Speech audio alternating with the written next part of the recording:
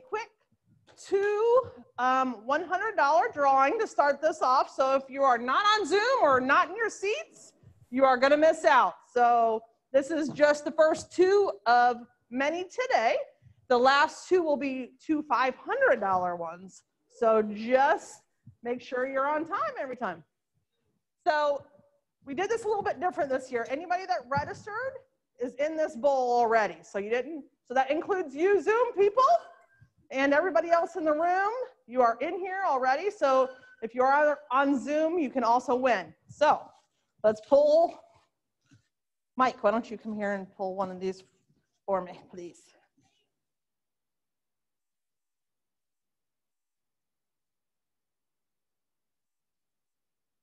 Okay, the first one is a virtual registration. And if you were on Zoom, and this is you, Alvin Pulliam, New Smyrna.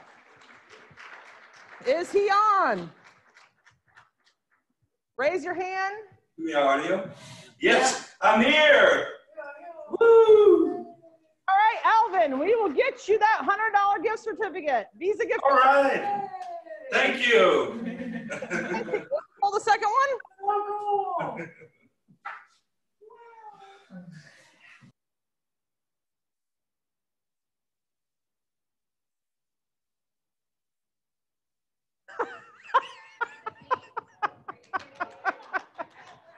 Mike Artelli.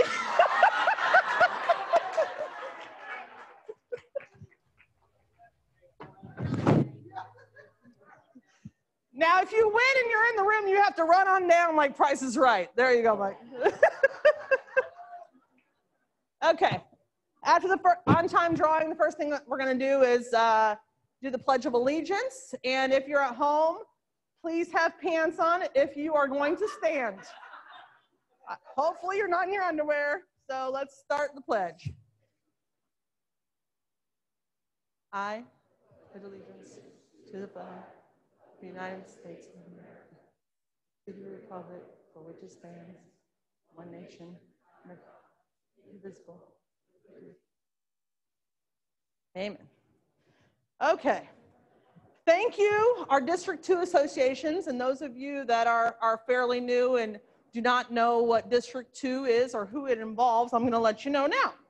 So Daytona Beach Area Association of Realtors, their president this year is Elisa Rogers, and their CEO is Mark Daughtery. So let's give a hand for them. Flagler County Association of Realtors. Let me take this thing off while I'm up here by myself. Ryan Ford, president, and Dorothy Sperber, CEO. We have New Smyrna Beach Board of Realtors, Roger Kincaid, president, Cora Baker, CEO. West Volusia Association of Realtors, Pearl Sueski, thank you. Suescu, actually, is what she told me. President, and Ryan Tuholsky. There we go, CEO. Sorry if I butchered your names. And of course, our own Space Coast Association of Realtors, Pat Weeks, president, and Leah Seelig, CEO. So thank you for all the District 2 associations.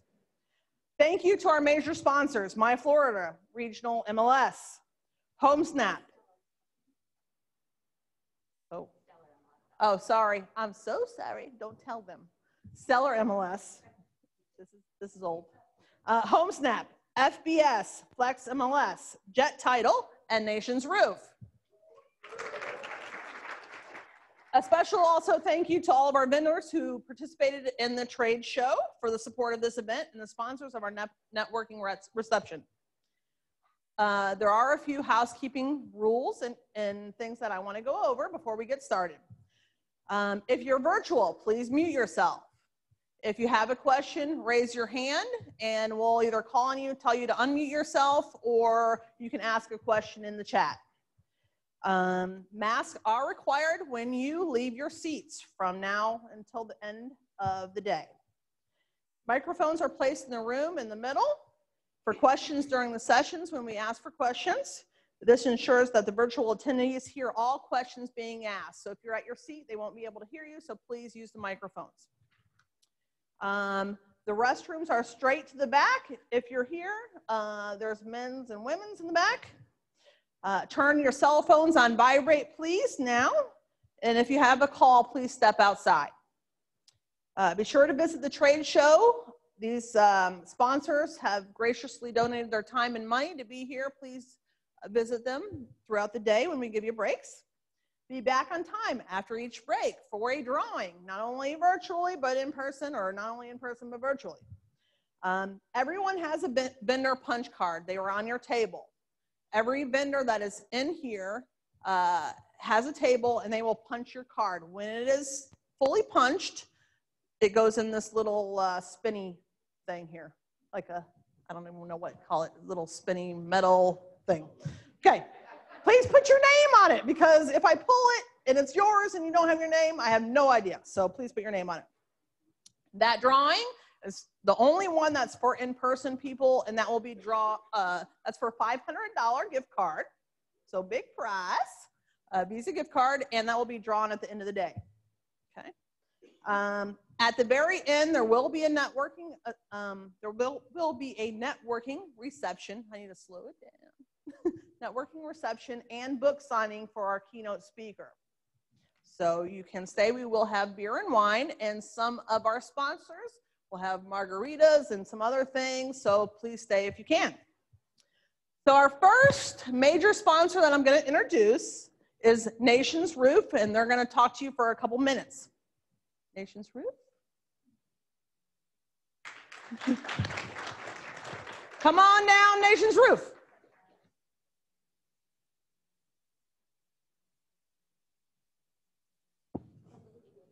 Oh.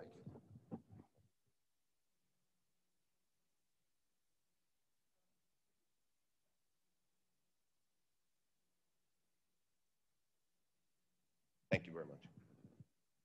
Good morning, all. Thank you for having us. So, Nations Roof. Currently, the top 100 roofers in the country, we're number 5.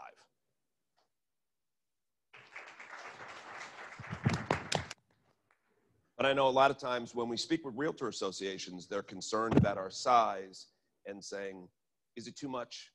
Is our job too small? But for us, we have a fairly diverse portfolio of folks that we service. For us, and I apologize.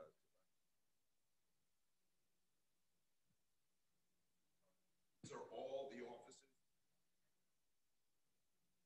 offices. I'm sorry. I'm used to having a big mouth and people can usually hear me. So these are all the offices that we have across the country. Currently, we're in 26 states. Roof care locations run somewhere between 60 and 70 locations to handle all 50 states that we're currently doing work in. Large commercial jobs, we've handled things from Amway Arena, Dr. Phillips Performing Arts Center, or Miami, the Marlins Stadium. Locally, you could see we have our Melbourne location. And how do we service realtors? We service realtors because there are things that impact your closings. You need inspections. You need hurricane mitigation reports, okay? You need someone who is not just pandering you for re-roofs, because it doesn't matter whether it's a re-roof, it doesn't matter whether it's a small repair, there's nothing too large, there's nothing too small. We want to be that large roofer for you that is your roofing solutions specialist across the board. So what do we handle? We handle shingle, we handle tile. And tile in this area, and for those of you who know, it's somewhat of a niche. The commercial jobs, as I had spoken to before, TPO, PVC, EPDM, modifieds. So depending on our portfolio of professionals that are handling you, we feel that we can service just about whatever your needs are. So we want you to know we're your local resource. We're right here at 727 North Drive, Suite A in Melbourne. You can look at our other 2 main locations. We have one in Winter Garden, which handles the north. That's one of the motherships. We have one in Coral Springs, which handles the south. We have a location which is opening up this month in West Palm Beach as well. So if you have a portfolio of customers, I like to say we're your one throat to choke. You don't have to keep trying to find a bunch of different folks. I think what you'll also find is you know, for us on all our business cards, you'll see our core values are what's important to us. Do the right thing, honest and ethical, humbly confident, being accountable, and being a team player. These are promises that we make to you. This isn't just a matter of, this is the bar that all of our employees need to live up to. And I would think that these are core values that each of you within your own company can probably speak to. Space Coast Association's a pretty special association. We're glad that you allowed us to join. We're here to be your trade partner, if and whenever possible. As you can see, the services as spoken: new construction, re-roof, recover, low slope, steep slope, and the repairs and cleanings. The repairs and cleanings, I think, is probably what speaks to this room maybe the best. They have tile roofs, the HOAs need things to be cleaned. They don't have a resource. You have people moving in from out of state right now. We're lucky to be here in Florida for the huge surge of people. But the people that are moving in from New York, New Jersey, or the Midwest, they don't have that resource to get that roofer to get through their closing, all right? We want to be that resource for you. And as far as coming and doing an estimate, they're always free. Doesn't cost you anything. As far as projects, just shows you a couple of our standing seam, some of our tile, tear-offs, FAMU University, we've done Florida State, we've done UCF, and the dangerous ones. That's a 10-story building with a 812 mansard on the outside that's not walkable, that was directly in the flight line of the private airport in Miami. So every time a plane would take off, we had a spotter that had our guys sit down. And we do the things that a lot of people aren't willing to do. So at the end, we thank you. We believe that we have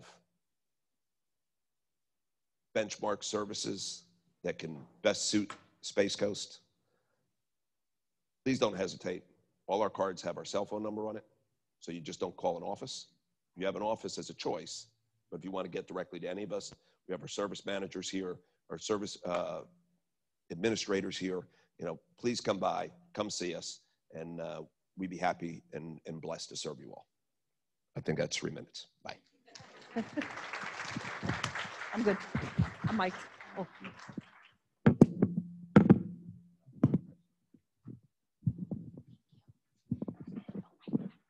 Thank you, Nations Roof. Okay. Next up, we have the one, the only, our current 2021 Florida Realtors president. And guess who that is? Miss Cheryl Lambert. But I want to give a little bio before she comes on. Broker owner with Only Way Realty Citrus in Inverness, is the 2021 president of Florida Realtors, the state's largest professional trade association. She specializes in residential real estate, a leader in local, state, and national real estate associations. Lambert served as 2013 president of the Realtors Association of Citrus County. She has chaired her local association's membership, strategic planning, and affordable housing committees, and served on many other committees. Lambert has held every officer position for Florida Realtors. She also has been a director, district vice president, and active committee member. A passionate advocate for the affordable, attainable housing, she has served on the National Association of Realtors Housing Opportunities Task Force and participated in its affordable housing workshop. In the community, Lambert has served on the Citrus County Planning and Development Roundtable team, the Affordable Housing Coalition, and the Inverness Old Town Association. So please welcome Ms. Cheryl Lambert.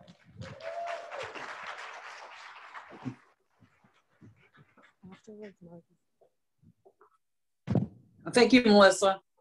Thank you. I'm so glad to be here. Let me share with you some of the exciting things that are going on at your Florida Realtors. This year, I invite you and all of our Realtor family to our theme this year, Dare to Dream with me. These are more than words. It's a promise to ourselves and to each other. When we dare to dream, we are reaching to inspire, encourage, and innovate. At about 200,000 members strong, Florida Realtors is going to inspire attainable, workforce housing, and address the affordable housing crisis that is affecting more than 500,000 Florida families.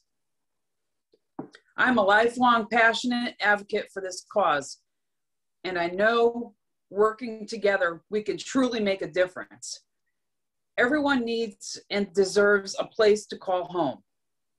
When we are looking at some inspiring and innovative ideas in this area. It began at our CEO symposium last month, where we had a deep dive into Florida's affordable housing trust funds and explored NAR's Housing Opportunity Grant Program. Coming soon, which your very own Louise McLean, who is the chair of Affordable Housing for Florida Realtors, she doesn't know this yet, but it's coming soon. We have to share about a great partnership that we just made with Florida Realtors and the Florida Housing Coalition. This new project will help Florida Realtors learn more about affordable and attainable housing in Florida, as well as gain a greater awareness of grants, funding, and other programs that can help you help others in need of attainable housing. We can't wait to tell you more, so stay tuned. Here are just some of the exciting things going on at your Florida Realtors when you dare to dream. We encourage and grow productive relationships with officials and legislators at the local, state, and federal levels to protect property rights, business interests, and quality of life issues. Hopefully, you are all registered for our virtual Great American Realtor Days, which begins Monday, March 15th, right around the corner, and continues through March 17th. The legislative issues briefing is Monday at 1:30 to 2:30 p.m. by a meeting for followed by a meeting for key contacts. Then on Tuesday, March 16th, there's a public policy committee meeting from 9 to 11. The local key contacts have set up virtual Hill visits with local legislators that afternoon, and also on Wednesday, March 17th. Remember, Great America Realtor Days help lawmakers hear and understand the realtor voice, as well as support Florida Realtors' legislative priorities.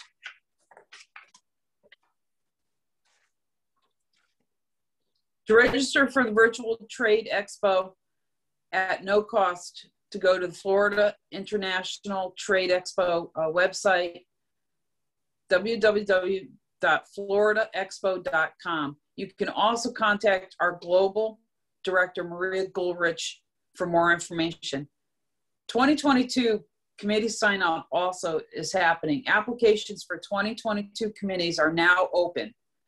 President-elect Christina Pappas encourages you to sign up for Florida Realtors, or sign up for committees at floridarealtors.org/serve. Log into the site is required. And I am thrilled to share with you this news. Florida Realtors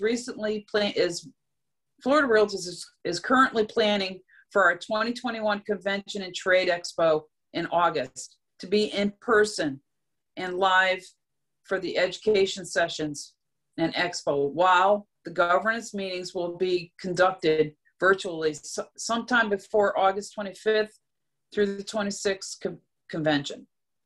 We are hoping the positive signs for COVID-19 vaccinations and the easing of the pandemic continue.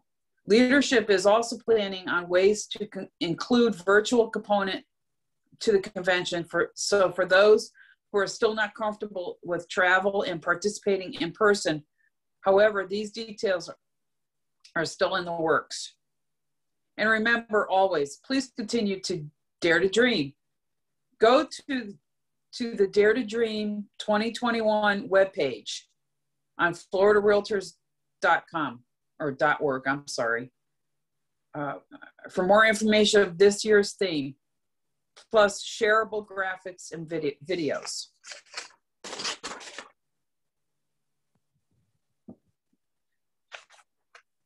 Billion-dollar budget deficit projections. There is, this is at the state level. Billion-dollar budget deficit projections. There is also a focus on the state's pandemic response, including the use of emergency powers. On the realtor front, we will be focusing on advocacy efforts on issues that are important to our industry, like property insurance. Our PAC fundraising, Florida Realtors PAC has raised $2 million, yes, I said $2 million, $134,140 so far. With 46,308 participants, this represents a 43.4% of our overall fundraising goal for 2021. When we dare to dream, we innovate and provide technologies that improve your business, like Form Simplicity, SunStats, the Tech Hotline,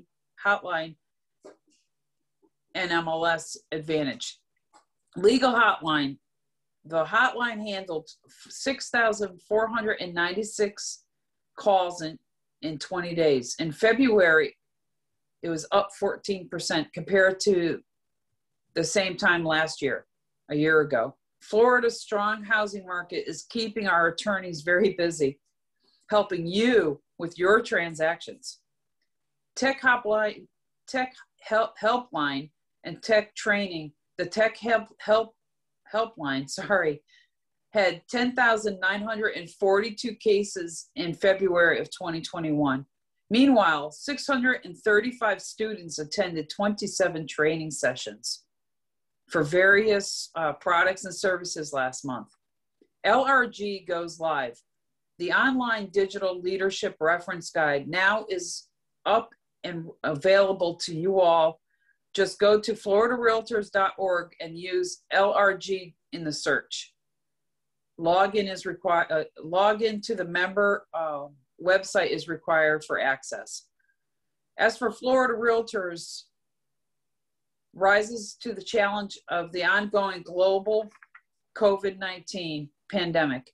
We innovate, adapt, develop new opportunities while continuing to provide services, products, and programs to our members who rely on their businesses and clients. FloridaRealtors.org's website had 427,084 people visit it so far in 2021. Our one-stop coronavirus resource page has had 218,339 page views since its first launch about a year ago. Folks, I got to honestly tell you, we are #1 in the country. We have other state associations that have their members come to our website for the coronavirus. So I'm very proud of Florida Realtors and the staff putting that all together.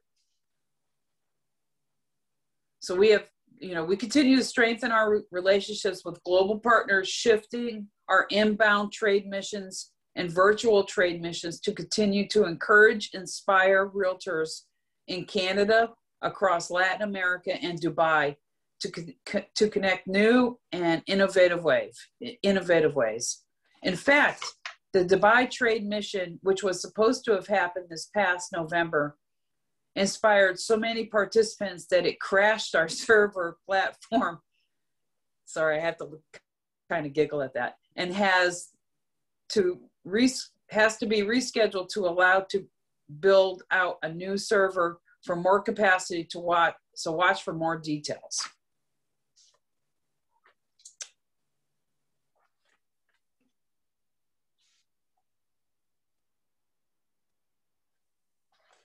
Enterprise Florida's first international virtual expo. Speaking of opportunities, you'll want to check out Florida Realtors both at Enterprise Florida's first virtual trade expo. So it's the Florida International Trade Expo next week, March 16th through March 18th.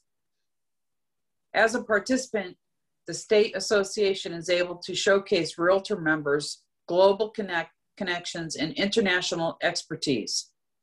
Attendees from other countries interested in learning about Florida Realtors in the state can make an appointment with Florida Realtors who speak their language in Arabic, German, Spanish, French, Portuguese, and Italian.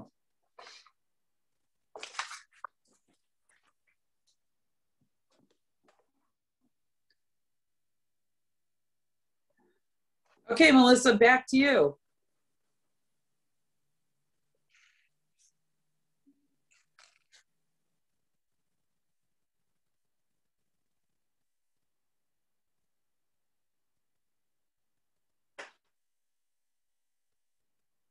They don't give me a mic too often.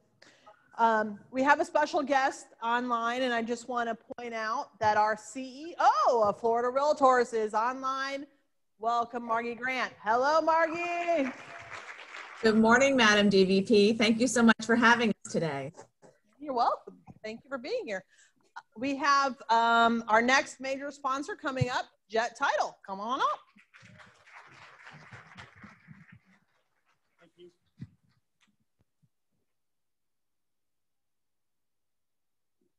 Good morning, everybody. Whoa, I'm a loud talker anyway, so this is really bad. Oh yeah, I can take this off, I suppose. I'm Dan Smith with Jet Title. We are a new title company in town, locally owned, also disabled veteran owned. We cover the whole region, so everybody, Volusia and down here and everywhere. So we can handle anything. We do have our offices at 4800 Dairy Road in Melbourne, but one of our specialties is we come to you. We're willing to close in the Walmart parking lot and on the hood of a car. We'll go anywhere. We'll close it as seller's office. We've done that, so we don't have a problem. We don't need the home field advantage. I've been in the business for 23 years. I'm a licensed attorney in both Michigan and Kentucky. Not here yet. Don't know if I'm going to take that exam again. That was hard enough the first 2 times. But C is a passing grade, so that's a good thing. But we're new. We're here for you. We'd love to do work with any and all of you. So give us a try, and I'll let Matt talk. Hey everybody, my name is Matt Holberg. Can everybody hear me in the back? Just kidding, I know this is loud. Anyways, Matt Holberg. I do live in Kentucky, but what better place to be than right here in Melbourne for this convention. It's been awesome to visit with all of you, and I hope I get the opportunity to visit with each and every one of you that I haven't visited with. Now, Dan had mentioned that we're new to the area, but we're certainly not new to title. We're not new to the real estate world. I was a lender for about 10 years before I jumped into the title side of it, and so we come with a lot of experience. And as Dan said, because of our previous roles in life, real estate attorney and lender, we know the importance and how hard you work to get from point A to point B. Raise your hand if it's been a perfect transaction every time. It just isn't. Yeah, yours is? Okay. We got one up front here. So, but we know the pains that everybody in this room goes through from point A to the closing at point B. And we know how important it is to rely on partners like us that you can count on to get it done, approach you when we need some fixes and stuff like that. And that's who we are. And that's how we've modeled this title company based on what your needs are, what our lender needs are, our inspectors, our appraisers, our roofers, our insurance people, all of you in this room today. So hope I didn't miss anybody. But anyways, we're going to be around for a long time, and we're happy to be here. So thanks for having us.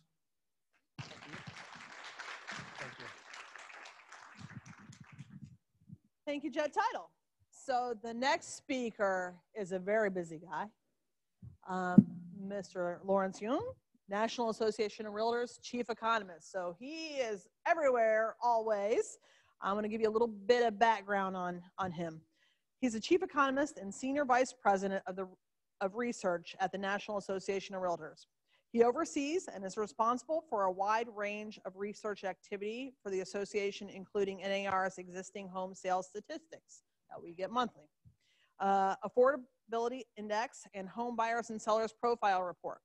He regularly provides commentary on real estate market trends for its 1.5 4 million realtors. Dr. Yoon creates NAR's forecasts and participates in many economic forecasting panels, among them the Blue Chip Council and the Wall Street Journal Forecasting Survey. He appears regularly on financial news outlets, is a frequent speaker at real estate conferences throughout the United States, and has testified before Congress. He also participates in the Industrial Economists Discussion Group at the Joint Center for Housing Studies of Harvard University. He has appeared as a guest on C-SPAN's Washington Journal. Dr. Yoon received his undergraduate degree from Purdue University and has earned his PhD from the University of Maryland at College Park. So please, big round welcome for Lawrence Yoon. Thank you very much for the introduction, District President Melissa, and thanks for inviting. And certainly, I think we may actually reach 1.5 million membership for NAR this year at some point, led by Florida. I'm not sure if this is good news for you or not, but in terms of the hot real estate market, many people who are unemployed giving a try at a real estate. So it could be more competition in terms of the realtor to realtor membership. But you know, this is what it is in terms of the hotness of the market, and people want to give it a try. And Florida membership, I mean, it may be the #1 in state, surpassing California possibly sometime this year or next year based on the trend that I am seeing. And also I want to thank Florida Association President Cheryl Lambert, because she has worked diligently over the years. And when I say over the years, I recall several years ago in a small table, she and I, strategic planning at the National Association of Realtors, trying to assure that all your interests are well represented. So for the forecast on today's market condition, so 2020 was certainly a good year. As the second half of the year, I mean, we saw the unexpected surge of activity. So what can we anticipate in 2021? So let me put onto the screen my PowerPoint slide because I speak better with slides. So there we are. So first, related to the economy, this is the total jobs situation in the US. That first little hump that you see is the artificial job creation and the foreclosure crisis of 10 years ago. So given the heated market condition of today, sometimes people say, are we building a second housing market bubble and potential foreclosure crisis? And the answer is, well, first, you know, Florida did experience quite a painful foreclosure 10 years ago. But the backdrop is fundamentally different. Back 10 years ago, builders were building right and left, and there was an oversupply. Today, as you know, we have undersupply. But one other big difference is that 10 years ago, it was artificial mortgages, those subprime lending that overstretched people's budget, adjustable rate mortgages, resetting at high rates people cannot afford, and it imploded. Thankfully today, people are getting 30-year fixed rate mortgage and also refinancing into much lower rates. So they are in very healthy condition. So completely different. But if you note, after the foreclosure crisis in 2010, the low point, America experienced the longest economic expansion ever. 10 straight years of job creation. President Obama, President Trump, you can say 10 straight years of job creation. January of 2020, last year, I recall a research report coming out of Goldman Sachs, Wall Street firm, to say that US economy never been so strong, the momentum still building up, nothing can derail the US economy in a presidential election year. So that's how the Goldman Sachs report came out. And of course, the unexpected happened and everything flipped upside down. And in a single month of April of last year, we lost 10 years of progress, 10 years of job creation disappearing in a single month in April from the lockdown. Now you see some job creation occurring because of reopening of the economy. And And very good to see on the screen because something I am not used to, where you have the in-person gathering of people. And Florida governor certainly is much more permissible in this regard. I live in Virginia, right next to Washington, D.C. I mean, there's much more restriction where I am living, but trying to get back to some normalcy in life. So you see the jobs beginning to recover, but we are still short by 9 million jobs. If we look at a little more detail on recent trends, April, again, everything turned upside down, 20 million job losses. Then the CARES Act that was passed April of last year, so the PPP loans for the brokers, enhanced unemployment benefits, the $1,200 check for most families. So that provided some support for the economy, then began to fizzle out, which is the reason why President Trump signed into law in December that provided additional $600 for most Americans. So you have that already in the account. President Biden is expected to sign the third stimulus bill to say that $600 was insufficient. So most Americans will be receiving another $1,400, and also the extension of unemployment insurance, some other measures trying to revive the economy given sort of fizzling out in the job growth situation. Now, all the bills are not perfect, especially considering that it was a partisan bill. I always like to see some bipartisan support, but anytime it is partisan, that means some portion of the bill is controversial, given that there was not a full support of it. But the goal is to say economy was weakening again, so let's try to revive the economy. Second half of the year looks very bright for the simple reason that 2 million Americans are getting vaccinated each day. So maybe by the middle of the year, half of Americans will be vaccinated and another quarter by autumn, and which at that point, we are back, we are in a herd immunity, back to normalcy, indoor dining, something again, I'm not used to it here. I know you are used to it in Florida, say going to a sports game in person, maybe more travel. I know that Orlando has suffered because of the lack of travel, but more travel activity. So some semblance of normalcy in the second half of the year, but until the second half of the year, let's provide some stimulus into the economy, or at least that's the goal of the recent passage on the stimulus bill. If we look at local market condition, the jobs in the Palm Bay, Melbourne, Titusville, I'm probably mispronouncing it, you see something similar to the US. So subprime, artificial job creation, collapse, foreclosure crisis, and then some job creation. Only difference between the local area and the US is that note that during the lockdown, the job decline did not go all the way to the red line.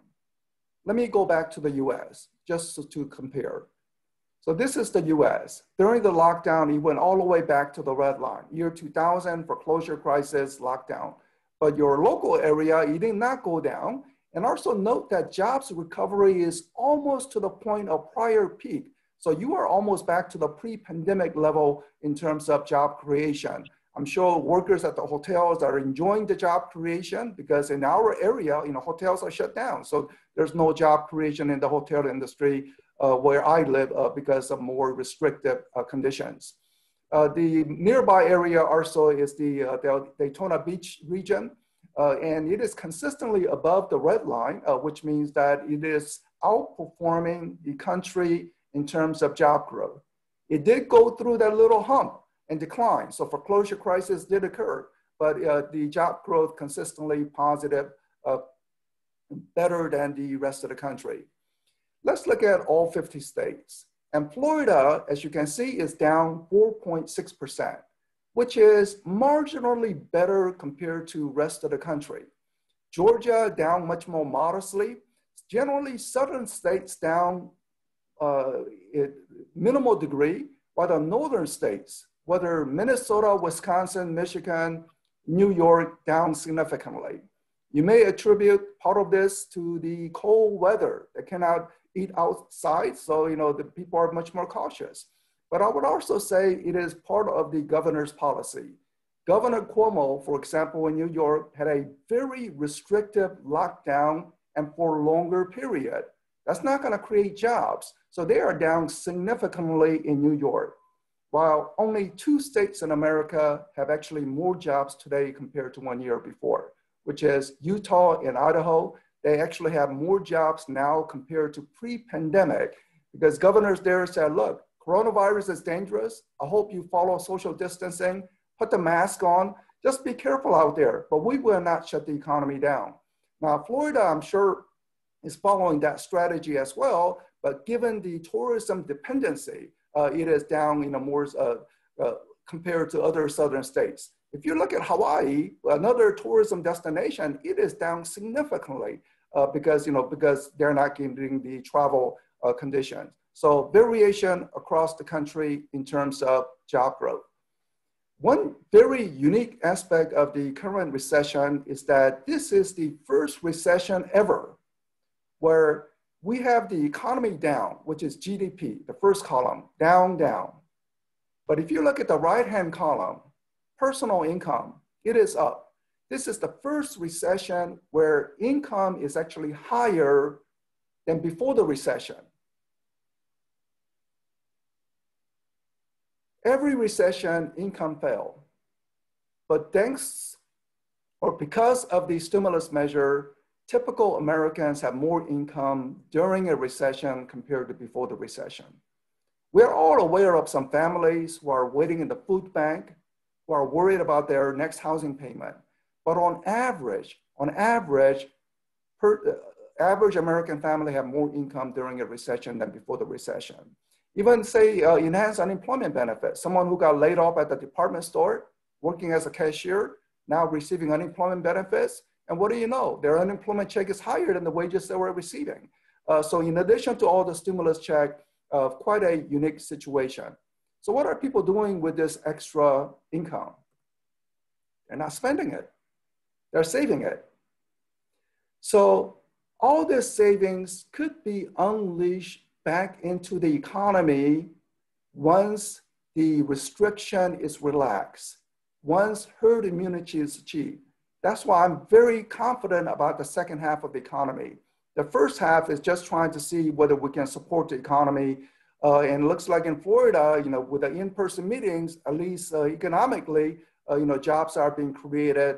But let's just hope that everyone can try to contain the virus and not have that, say, the new strain go out of control and things like that. The good news for this pandemic economy has been the housing. Complete surprise, dramatic U-turn. When the home sales were falling back in April, May, you were concerned. What am I going to do? Now, how long will this last? Will the foreclosure crisis come around? But once the economy reopened, consumers were looking at record low mortgage rates, too good to give up. So they rush into the market and home sales not only recover, but then some, surpassing the pre-pandemic levels up roughly 20% from 1 year before, towards the year end. And interestingly, larger size home, more expensive homes are getting more interest. $1 million home, that is a thin slice of the market. But if you look at the unit sales, it's essentially doubling. So say your local area, maybe there is only, say $100 million property, but now you sold $200 million property, essentially doubling. But at the lower price point, the increases are much smaller or actually declining. So why is the lower end not getting the attraction? And the answer is, there is a tremendous desire for lower price property, starter homes, but simply not enough inventory. So lack of inventory is holding back the sales growth in the lower price. So if we have more inventory, more home construction, we can even get more home sales clicking than what we are already observing. Are we going to get more inventory? And one positive sign is that the builders are beginning to ramp up. Blue bar, single family, that's where the demand is. So the builders are beginning to build more single family homes, digging up the dirt.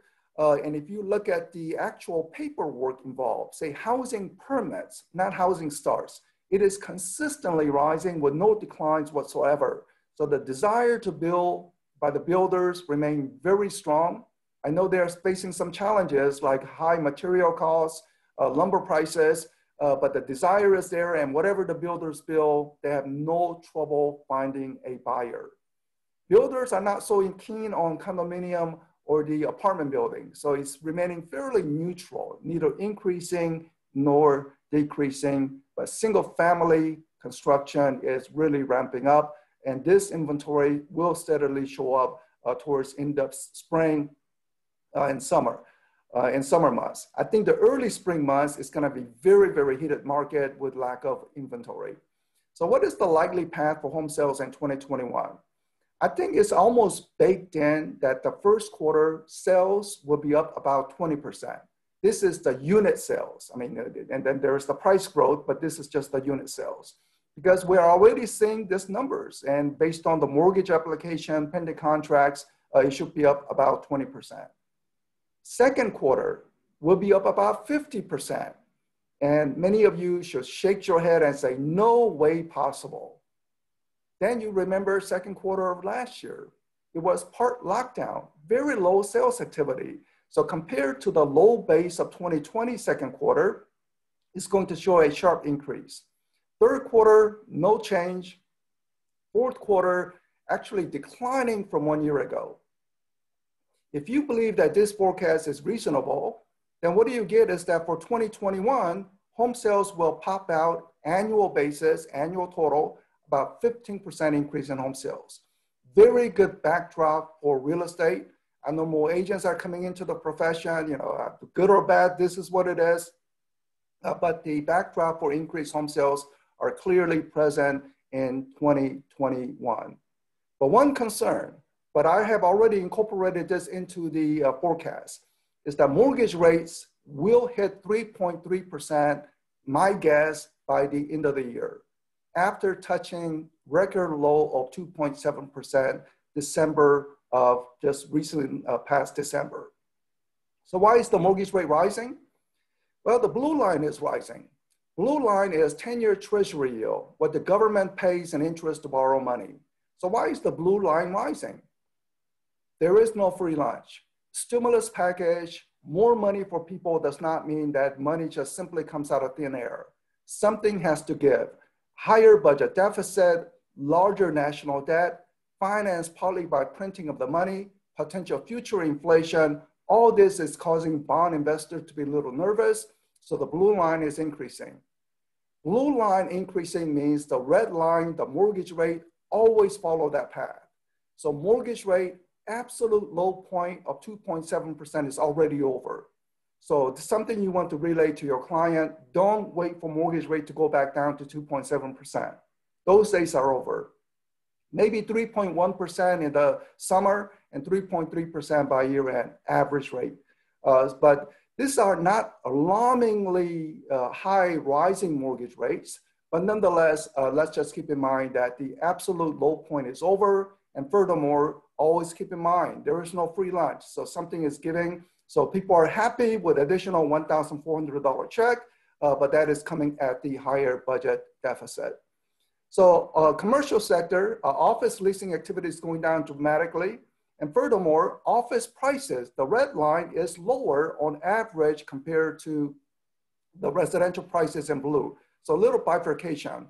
But I showed this chart for some people who may be practicing commercial real estate, but principally to illustrate that working in office 5 days a week, I think those are old days. It will not return. I don't know what the new model will be. Is it 3 days a week working at office and other Fridays and Monday work from home?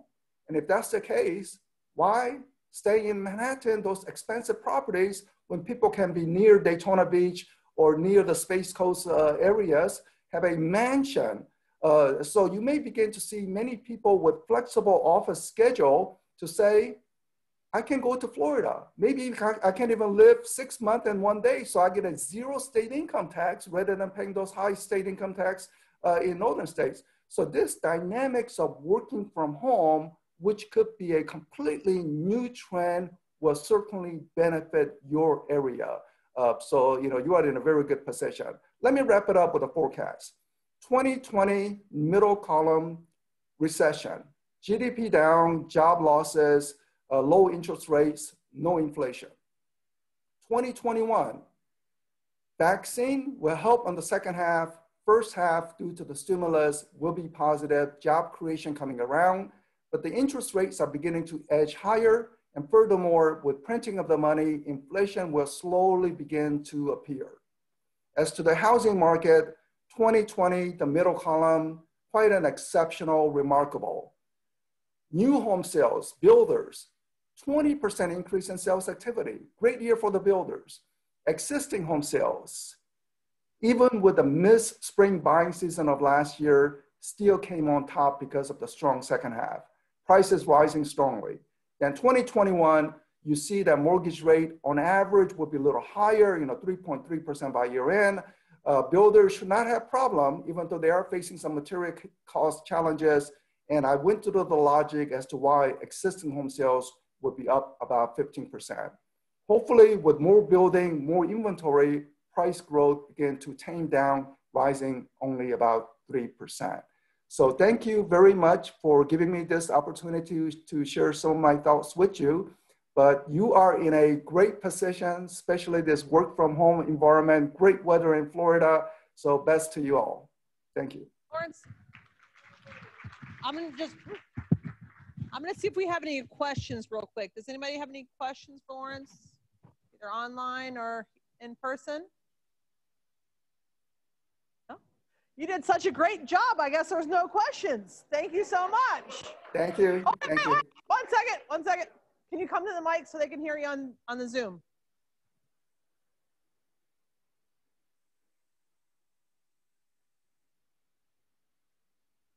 Can you hear me now? Russell Mel with ITG Realty. Quick question. With all the people in forbearance right now, how do you think that's going to affect? Yeah, very good question. Because people in mortgage forbearance could mean potential foreclosure crisis. So the idea of forbearance is to say, let's give little timeout period so people have chance to find job. So let's hope that stimulus or vaccine leads to job creation. So maybe that will be the cure. And remember, there's no lump sum repayment of those missed mortgages. It's just continuation of their monthly payment, maybe not 30 years, but now 30 years and 7 months, whatever it may be, just extending the life of the loan. Another part is that for those people who cannot find job and in mortgage forbearance period, they need to sell their home. It doesn't have to be foreclosure sales because prices have increased so much, it can simply be a normal sale. So let's hope they can find job, but those who cannot find job, the homes will come onto the market. We need those inventory. There will be plenty of buyers to pick those property up. And also, I don't think it will be foreclosure sales. It will be simple, normal sales given the strong run-up in prices. Anybody else? Anybody online? Okay, thank you so much. Thank you. Have a wonderful day, everyone. I also want to thank Governor DeSantis here in Florida. Okay, a special thank you to our major sponsor, Stellar MLS, for the constant support every year of this District 2 conference. They graciously have given up their podium time, so you will not be hearing them speak, to let the presenters speak. So thank you, Stellar MLS. So let's just give them a round of applause real quick. Thank you, Stellar. Good. We want to introduce the upcoming Florida Realtors leadership, and the candidates up next are going to be running for the 2022 Florida Realtors Secretary. And the first one up is Ms. Stacy Stahl from Key West Association of Realtors.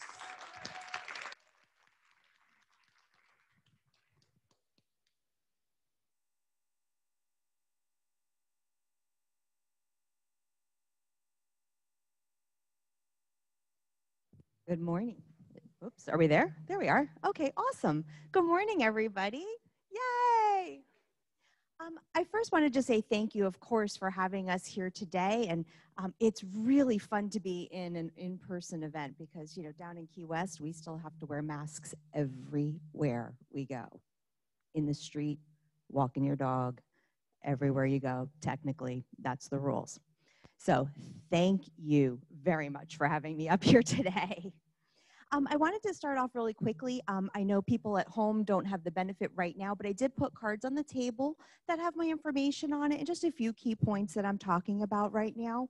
But on the back is my contact information, so please take them, give them to directors you know, or anybody actually that has any questions. I'd be happy to answer them for you. For those of you at home, my website is stacystahl.com. It's STACYSTAHL.com. Phone number, info on there. Send me an email. Would love to talk to you. So first off, thank you, Madam DVP, and good morning to District 2. I want to take a moment today to speak to you about who I am and why I would love to be your 2022 Florida Realtors Secretary. When you realize you're passionate about something, it grows and affects not only you, but everyone around you. Like finding the perfect house for a customer and watching the pure joy they exude, I find enthusiasm to be contagious. That's exactly how I feel about my leadership journey with Florida Realtors. I've been actively participating in our profession for the last 18 years. Having chaired committees at the local level and then moving up through leadership, I was determined to get more involved after attending district conferences just like this, but back home in the Keys. I'm happy to say that my journey led me through being Key West Association of Realtors President, to being a Florida Realtors District Vice President, and a member of both the Florida Realtors Leadership Academy and the NAR Leadership Academy. With so many fantastic stops and committees along the journey, including strategic thinking, financing, public policy, NAR strategy, executive committee, chairing small board forums at NAR, and now I'm actually your board leadership forum chair this year for Florida Realtors. I'm really confident that I'm ready to step up and lead our organization. I sincerely enjoy inspiring people. People just don't even realize what they're actually capable of. And I get strength and inspiration from connecting with our realtor family and my own family as well. My husband, Carl, is a retired U.S. Navy chief, and he's currently the director of IT for a venture capital firm. We're proud parents to our daughters and, hello, grandparents. That's fun stuff now. I love being a Grammy. My parents are semi-retired realtors, so I truly have my own realtor family. I'm also a truly passionate supporter of my community at home, not only our realtor community, but my community at home. And I'm the president of a nonprofit organization that donates mostly to women and children and animals in our community. So our current leadership team is really well known as a leader among realtor organizations, and Florida Realtors leads the way every day in making business easier and more effective for our members. I want you to know that I want to continue to expand ways for members to be successful. Through member benefits, technology, and advocacy for your rights as independent contractors, I want us all to grow and be profitable in our businesses. I also think that we need to be attracting new younger members, enabling them with tools for success. And by providing them that mentorship and professional training and easy access to assistance, new agents will be better prepared to stay in our profession and represent us well. And I know you've got your Leadership Academy table here today, and I think that's a fantastic first step. Successfully building and engaging our YPN is crucial to the ongoing success of Florida Realtors. I also believe we can further improve our member engagement by bringing more of the state association down to the local level for discussions. Not every issue can be handled as one size fits all. And after speaking with members in your area, some of your presidents, I spoke with them these past few weeks, there's definitely an evident need that each location's got different ideas and needs for their particular location. And real estate really is local.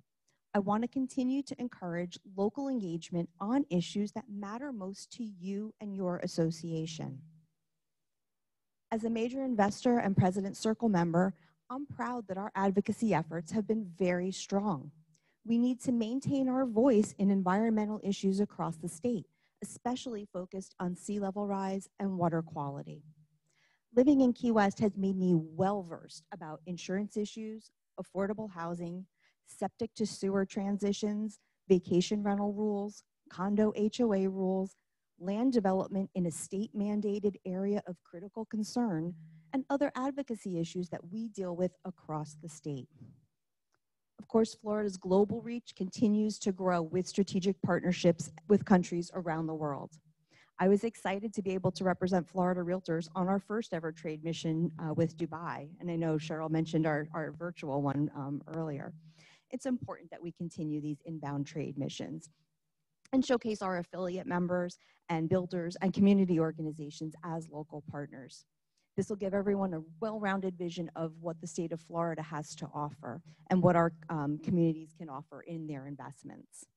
And speaking of commercial, really quickly, I'm keenly aware of the challenges facing our commercial members. Dr. Yoon just pointed out the obvious with office space. We're looking to further discussions with them about assisting this particular branch of our membership in the changing landscape of commercial real estate. As an involved, relevant leader, I've walked through every door that's been open before me in a journey to be a better realtor, a better friend, and a better leader. As I take this next step in my journey, I humbly ask for your endorsement and support as your Florida Realtors Secretary for 2022. Thank you.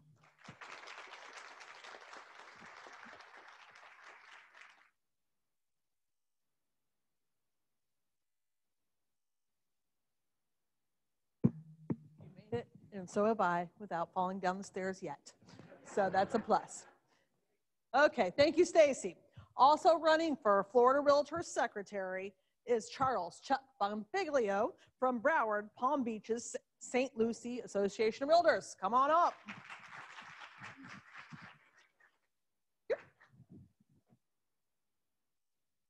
Wow, what a building. I ain't leaving. Look at this. This is amazing. So, how many of you guys saw on the Florida Realtors website a few days ago about the top 25 places to move when you retire in the country? Yep, good. How many were in Florida? 13. But how many were here representing this room today? 2. Unfortunately for me, my area was not represented. So, show of hands, any good realtors to give referrals to the retirees? Good.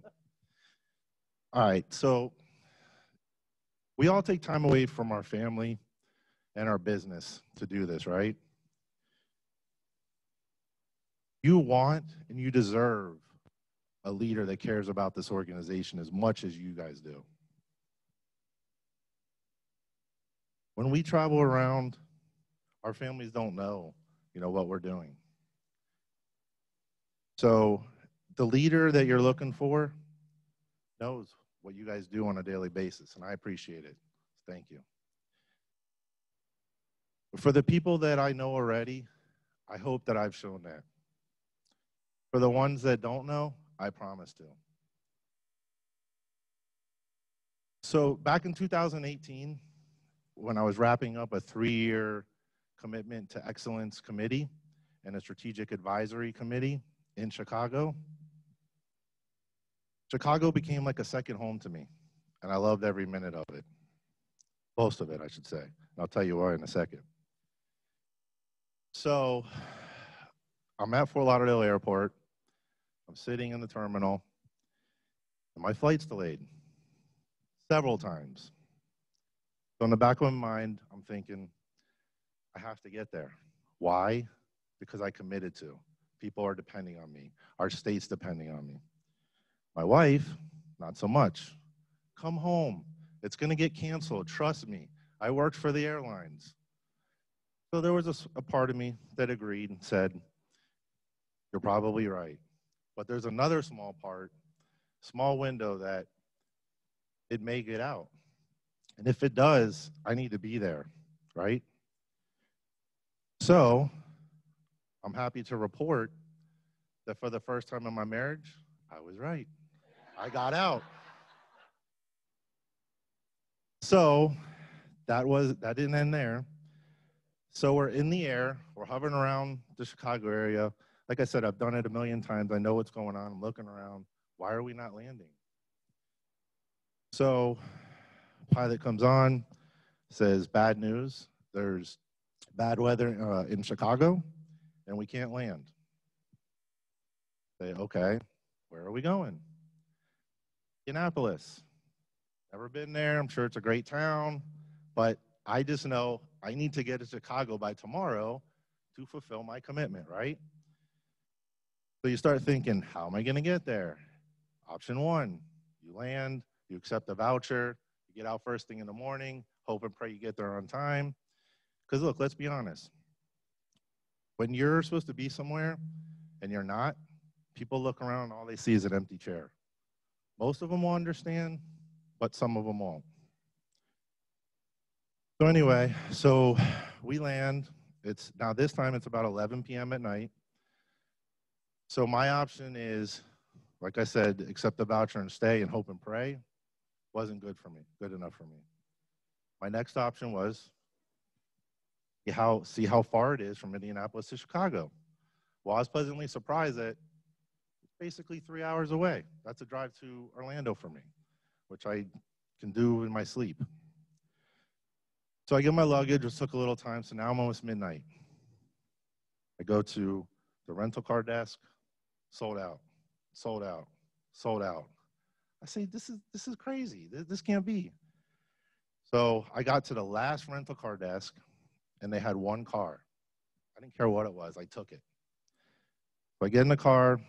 I turn the AC up, high. I turn the radio up a little louder than normal. I needed to stimulate myself, right, and stay focused on this journey. I have no one to talk to. It's the middle of the night. I'm by myself. So I get in the car. I start driving. I picture a 2-lane highway, very narrow on each side, and then the other way. It starts raining. No big deal. I'm from Florida. Rain's nothing, right?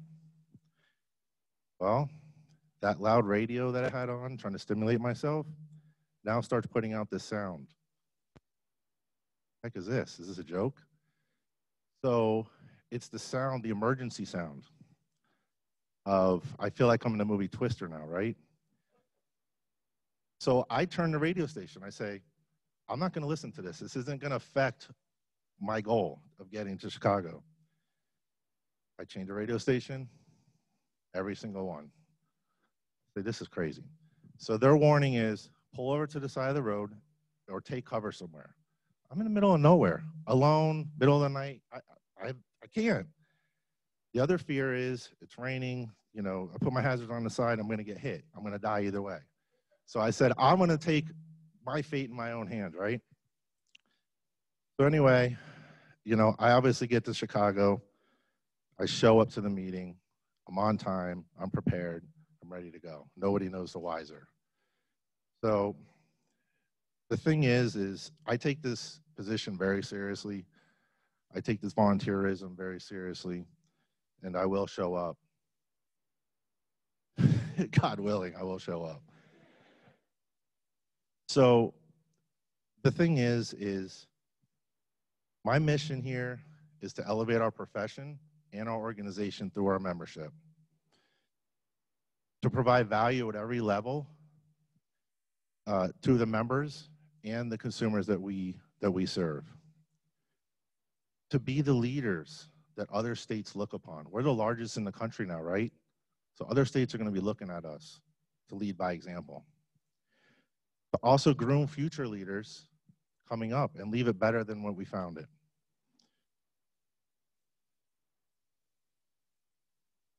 Guys, when you elect me, you'll be my Chicago, okay?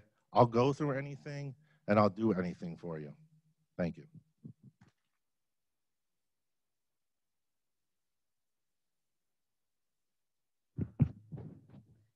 Thank you, Chuck. Okay, next up, running for 2022 Florida Realtors Treasurer, Tim Weishire, Orlando Regional Realtors Association, currently, right now, Florida Realtors Secretary. So, Tim, are you on? I am. Can you hear me? We can. Excellent. Well, thank you guys for the opportunity to join you virtually today. You know, interestingly, I can actually attest to Chuck's story. I was on strategic thinking advisory, excuse me, for the National Association of Realtors at the same time that he endured that situation. And, you know, Chuck's normally a pretty bright and shiny guy, but he did show up looking a little tired that day, I have to tell you. But I got to understand what he was willing to go through. So that was an interesting story for me to hear all these years later, Chuck. Thank you, first of all, for the overwhelming support of all of our members last year in electing me to serve as secretary. I'm truly honored to do so. And obviously I'm here today to present myself to you as a candidate for treasurer. As Lawrence Yoon just shared, although the real estate market is looking well, there are still economic impacts that are before us. And I truly do believe that our leadership team is positioned currently and will be positioned in the future to continue to ensure that Florida Realtors' voice is significant, that our advocacy efforts are impactful, and that we're focusing on raising professionalism, productivity, and profitability for our members. At the end of the day, whatever happens in the market, whatever happens in the economy, whatever happens in society, we know that our members are counting on our organization to ensure that their businesses, their livelihoods, and their families are positioned to be as successful as possible. Obviously, in the role of treasurer, my responsibility would be to help oversee our significant budget and ensure that the resources that have been safeguarded, that have been entrusted to our organization are safeguarded. And as I've shared with you guys before, working in this area is not new to me. I've actually been on finance at Florida Realtors 2 times, which equates to more than 4 or 5 years of sitting there and working through the details of our budget. But beyond that, I've been responsible for overseeing budgets as large as $1.4 billion and had the direct fiduciary responsibility of ensuring that those resources were allocated properly. That's exactly what I'll continue to do as a member of your leadership team with your support and your continued trust. I'm truly grateful to be a part of this organization. I'm truly grateful for what we stand for, what we represent, and the difference that we make in the lives of families and communities, our state, and across our nation. And I certainly look forward to continuing to serve you on this journey of leadership at Florida Realtors, and I ask for your continued support. Thank you.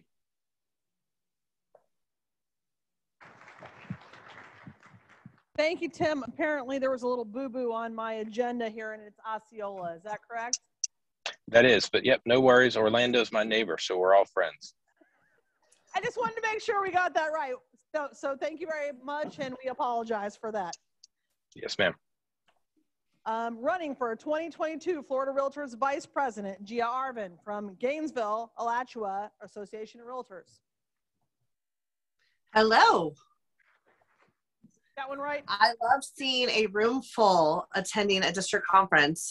We wish we could be there with you today. And we're excited about the future of Florida Realtors, the future of our events, and the future of the participation that's really been enhanced by Zoom, right? We're all Zoom veterans now, Zoomed out maybe, but Zoom veterans nonetheless. Thank you for electing me as your 2021 treasurer. I've loved serving with the 2020 team and the 2021 team, moving issues forward to make you all more profitable and successful as realtors and in your brokerages. I look forward to continuing to move the needle in professionalism, advocacy, inclusiveness, technology, healthcare, global business. Florida Realtors is really moving forward in lots of different areas, and I'm excited to serve and continue to excel Florida Realtors in those areas.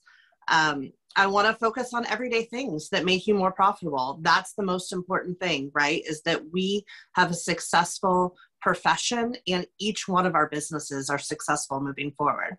I'm listening. I'm here to support you in any way you need. If there's an idea, if there's something that you want to be involved in, tap me on the shoulder, let me know. I'd love to work with you. I'd love to get your initiatives moved forward. You can reach me anytime. And we look forward to continuing to serve you in 2022 as your vice president. So I humbly ask for your support for 2022. Thank you all so much and have a great conference. Thank you, Gia. Okay, slated for 2022 Florida Realtors District 2 Vice President, so we'll be doing this next year, Harold Briley from the Daytona Beach Area Association of Realtors. He could not be here today. He had a family tragedy a week ago, so please all pray for him and his family. and we wish him luck in 2022. So thank you, Harold, in case you're watching somewhere. Thank you. Thank you all candidates. Thank you for being here and virtually. We appreciate it very much. And right now we're about to go into lunch. I want to call Pat Weeks up, our current president for Space Coast Association. She's going to give us the invocation, and then we're going to follow up with a few little things, and then I'm going to send you out to eat and a few other things. I'll do it from here versus climbing up on the stage, if that's okay with y'all. I was honored to be asked to give the invocation today, and immediately I thought about how much I have to be thankful for. I'm grateful that we can all meet together again, and quite frankly, as Gia said, I'm zoomed out. To see all of you is a real blessing. Gratitude is a word used to express thankfulness and praise. The Bible teaches us about the power of having a grateful heart, a general attitude of thanksgiving in both the trials and blessings. The Apostle Paul exhorts us in Scripture to give thanks in all things, in all circumstances. My daughter, son-in-law, and 5 grandkids have lived with us for the last 4 years. 2 weeks ago today, they moved into their new home. I was grateful we could help them, but I'm even more grateful they have their own home. Let us pray. Dear God, thank you for your amazing power and work in our lives. Thank you for your goodness and for your blessings over us. Thank you that you are able to bring hope through even the toughest times, strengthening us for your purposes. Thank you for your great love and care. Thank you that you are always with us and will never leave us. Thank you for your incredible sacrifice so that we might have freedom and life. Be with each person here today, and we pray for wisdom for our leaders, not only in our local associations, but state and national as well. We pray traveling mercies for everyone as they go home today. Bless this food to the nourishment of our bodies, and bless the hands that prepared it. In Jesus' name we pray, amen.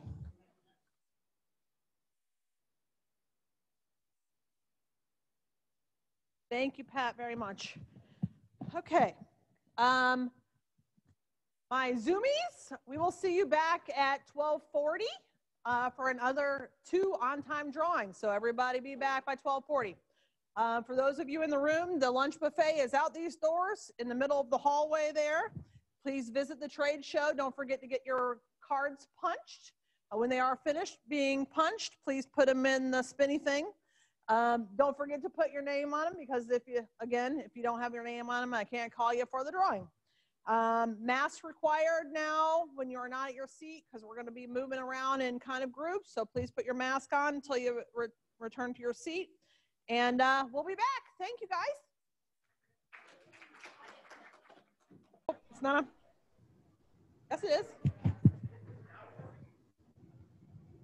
Whoever's not in their seats or online, if I pick you, hello? They're too so loud.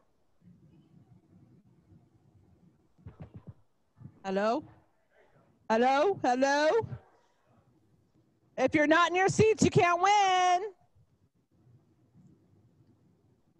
If they're not online, they can't win. They have to say, yay. Okay, Pat, why don't you come on up and draw the next one for me, please.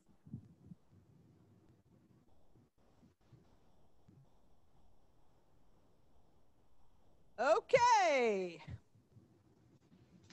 Bob Wilmarth, of course, from Space Coast Association of Realtors. Bob, are you online? Unmute yourself. Bob?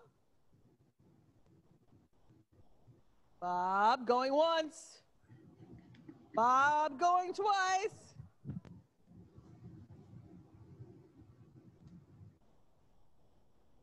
Done? Sorry, Bob, you're out. Make sure everybody lets Bob know he was called.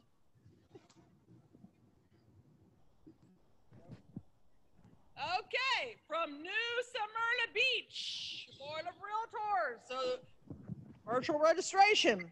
Travis Ford, are you online? Travis? Travis, if you're muted, unmute yourself and say you're here. Travis going once. Travis going twice. You're out.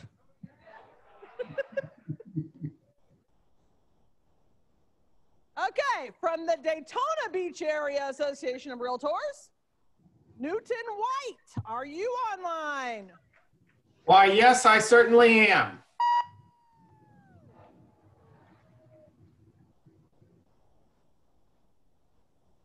All right, Newton, we have a $50 Visa gift card we will be sending you. Perfect. All right, we got another one. Yeah, you want to draw one? All right, for card number 2, we have also from Daytona Beach Area Association of Realtors, Ruth Treichel. Ruth, you on? Ruth. Ruth going once. Ruth going twice. You're out. Okay, Leah, one more time, please.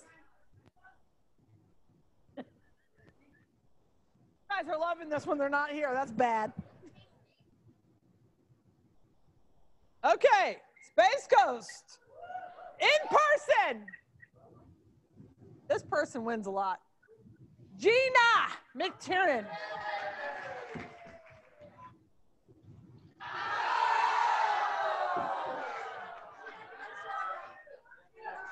Sorry, Mouse has to be in the house. Gina, you're out. Here we go again. Wow. Guess she's not winning this time. Who's texting her right now? Right. Yeah, hopefully she's signing a contract right now. Another Daytona. Kristen Peterson. I hear something going on. Kristen Peterson, are you here? Who? Kristen. Kristen. Are you here? Not everybody unmute themselves, just Kristen. Going once, twice, out. That was a little faster. We're getting a little faster here. Yeah. And that's what happens after lunch. Wait, you grabbed 2, so pick one of those. Oh. I don't know who the other one was, but sorry. Okay, Space Coast Association of Realtors in person, so they're in the room. Leslie Mayfield.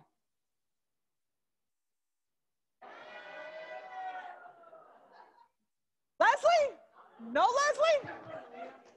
All right, this is getting a bit ridiculous.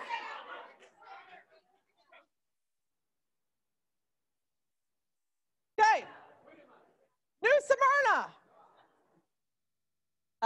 Eva Pfeiffer? Eva, are you still on? Eva or Ava, I'm not sure.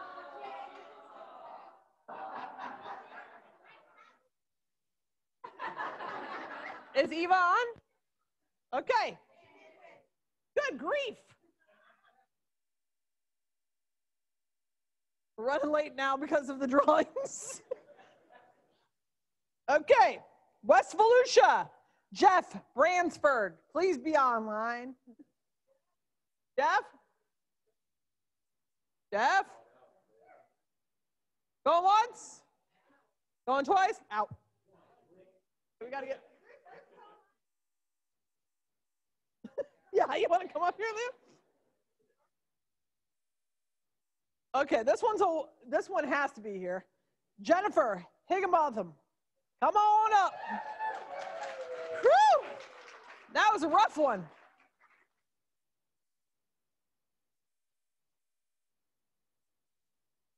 Another 50. There you go. Thank you. All right. Now I'm all discombobulated.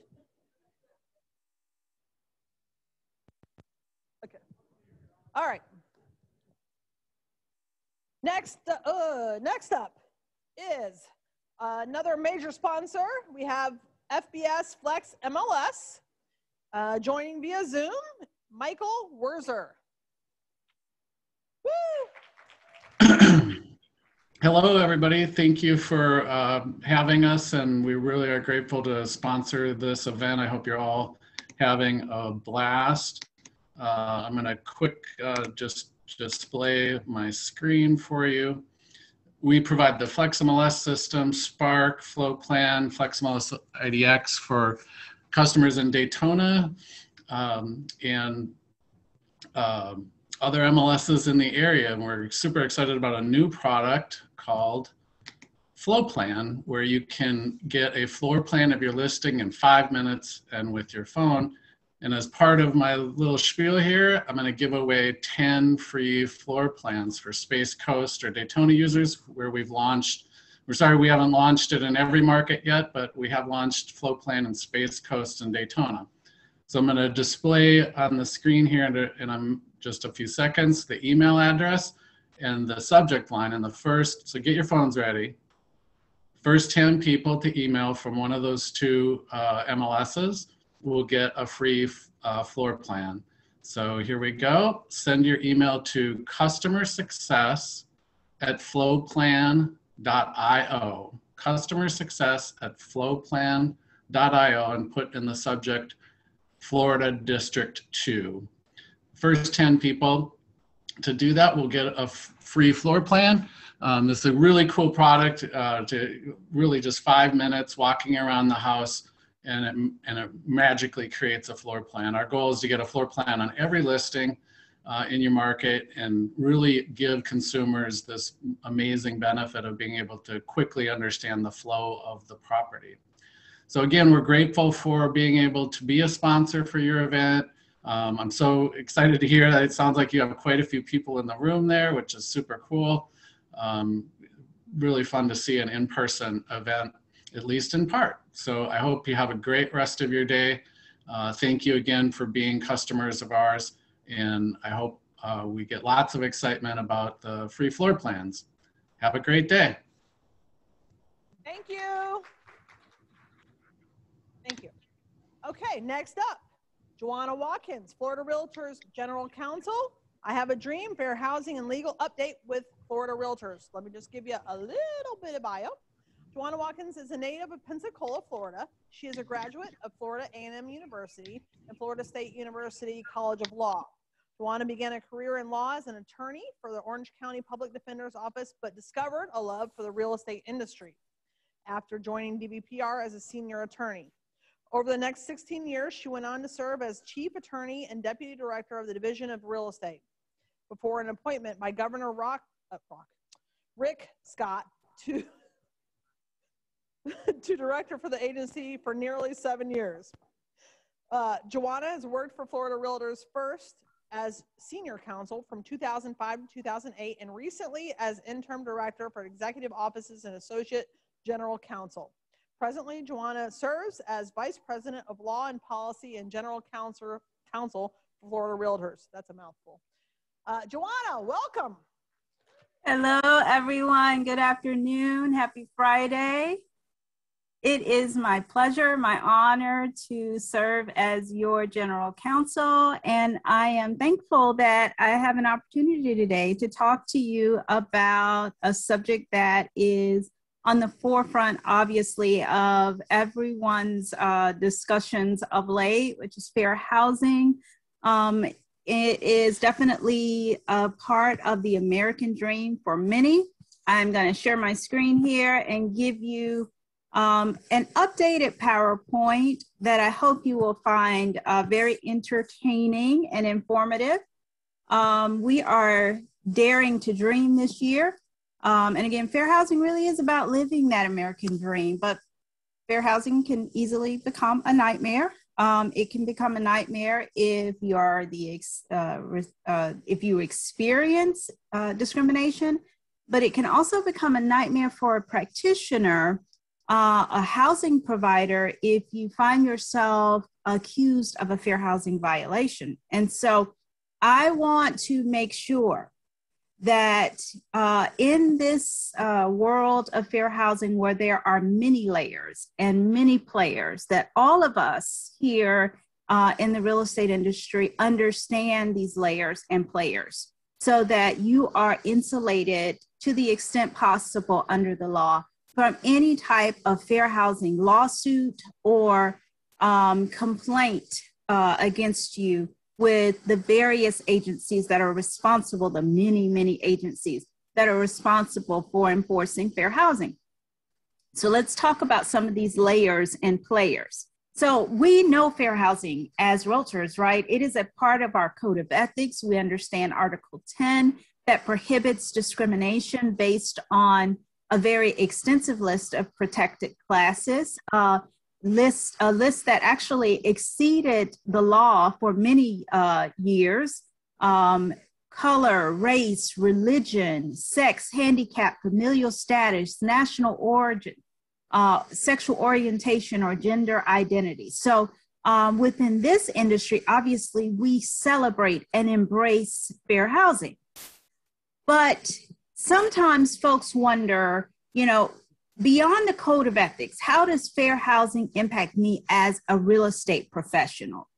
And if I am accused of a fair housing violation or run afoul, you know, of fair housing laws, you know, who else is going to come after me, Joanna? Well, the Florida Real Estate Commission is one of those agencies, one of those entities that licensees often wonder, you know, is this a player in the fair housing space? And in reality, not directly.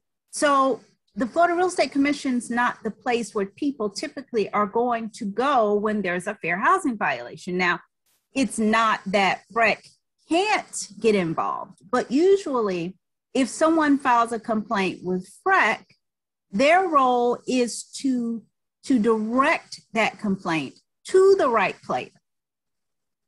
And if that player decides that someone violates fair housing, let's say a real estate licensee violates fair housing, then FREC could, under their statute that I have on the screen here, discipline a real estate licensee for violating a duty imposed on them by law.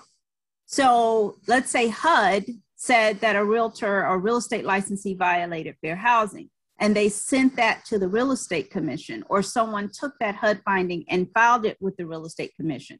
Then the Real Estate Commission could take action, but they're not likely going to try to prove a fair housing violation themselves directly. But I want to introduce you to a player in this fair housing world that many of you may not be familiar with, right? But it's a very important player. And it's one that, as of last month, we know is at least handling one complaint against a realtor, and probably has historically handled complaints against realtors before. This is the Florida Commission on Human Relations. They have the jurisdiction over Florida Fair Housing Act complaints. And this commission is very much like the Real Estate Commission in that they have members, commissioners appointed by the governor to sit on a commission and determine whether or not violations of the Florida Fair Housing Act has occurred. And so this is a screen print from their homepage explaining to you that they have jurisdiction over the Florida Civil Rights Act, specifically related to discrimination, that they address this through education, outreach, and partnership.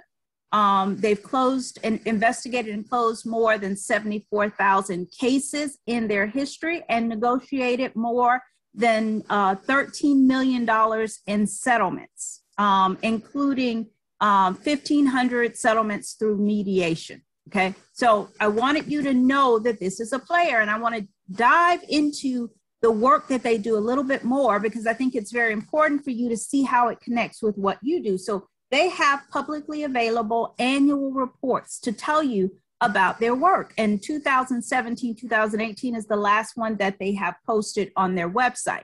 So they tell you about the number of cases that they have prosecuted in any given fiscal year. So for that fiscal year, they had 1,296 incoming complaints. And they resolved 1,367 of those. And of those cases, 278 dealt with housing specifically. And what's great is they tell us in that breakdown of that 278 what types of protected classes they addressed. And the number one complaint or protected class that they addressed was that of disabilities. Race, familial status, almost tied, right? So just as many no kids or discrimination against people with children as race, but by and large, disability exceeds the way. So that's very important to know as a practitioner. Now, the resolution of these cases, 73% of them were administrative closures. Now, that's not to say, don't confuse that with the no reasonable cause, 22%. Administrative closures can include a lot of things. That's not, we closed it because there's nothing there. That can be closures that are not of a public nature. So don't read that to mean nothing there, okay? Nothing there is the no reasonable cause, 22%. 73% means that we closed it in a way that is not public or did not require formal action. And then 5% of the cases went to formal action. Now, what types of cases? So they give us an example, right? A list of examples of the types of cases, some in the employment area, some in the housing area, and different types of areas. But one of the examples I wanted to bring to you was in the housing area in disability. And it is going to sound like a very familiar fact pattern for many of you because we hear of this very, very often. Housing disability. Renter completed an application to rent a condominium in a no pet community. The application asked if the renter had pets, and she indicated that she did not.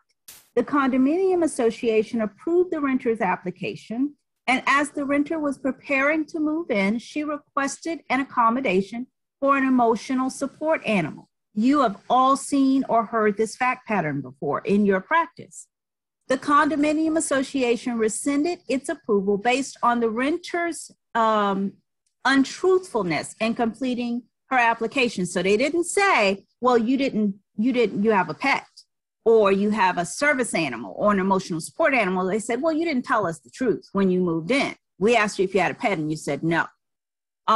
So they denied the application based on a lack of truthfulness without engaging in that interactive process, that discussion that we encourage anytime someone requests an accommodation.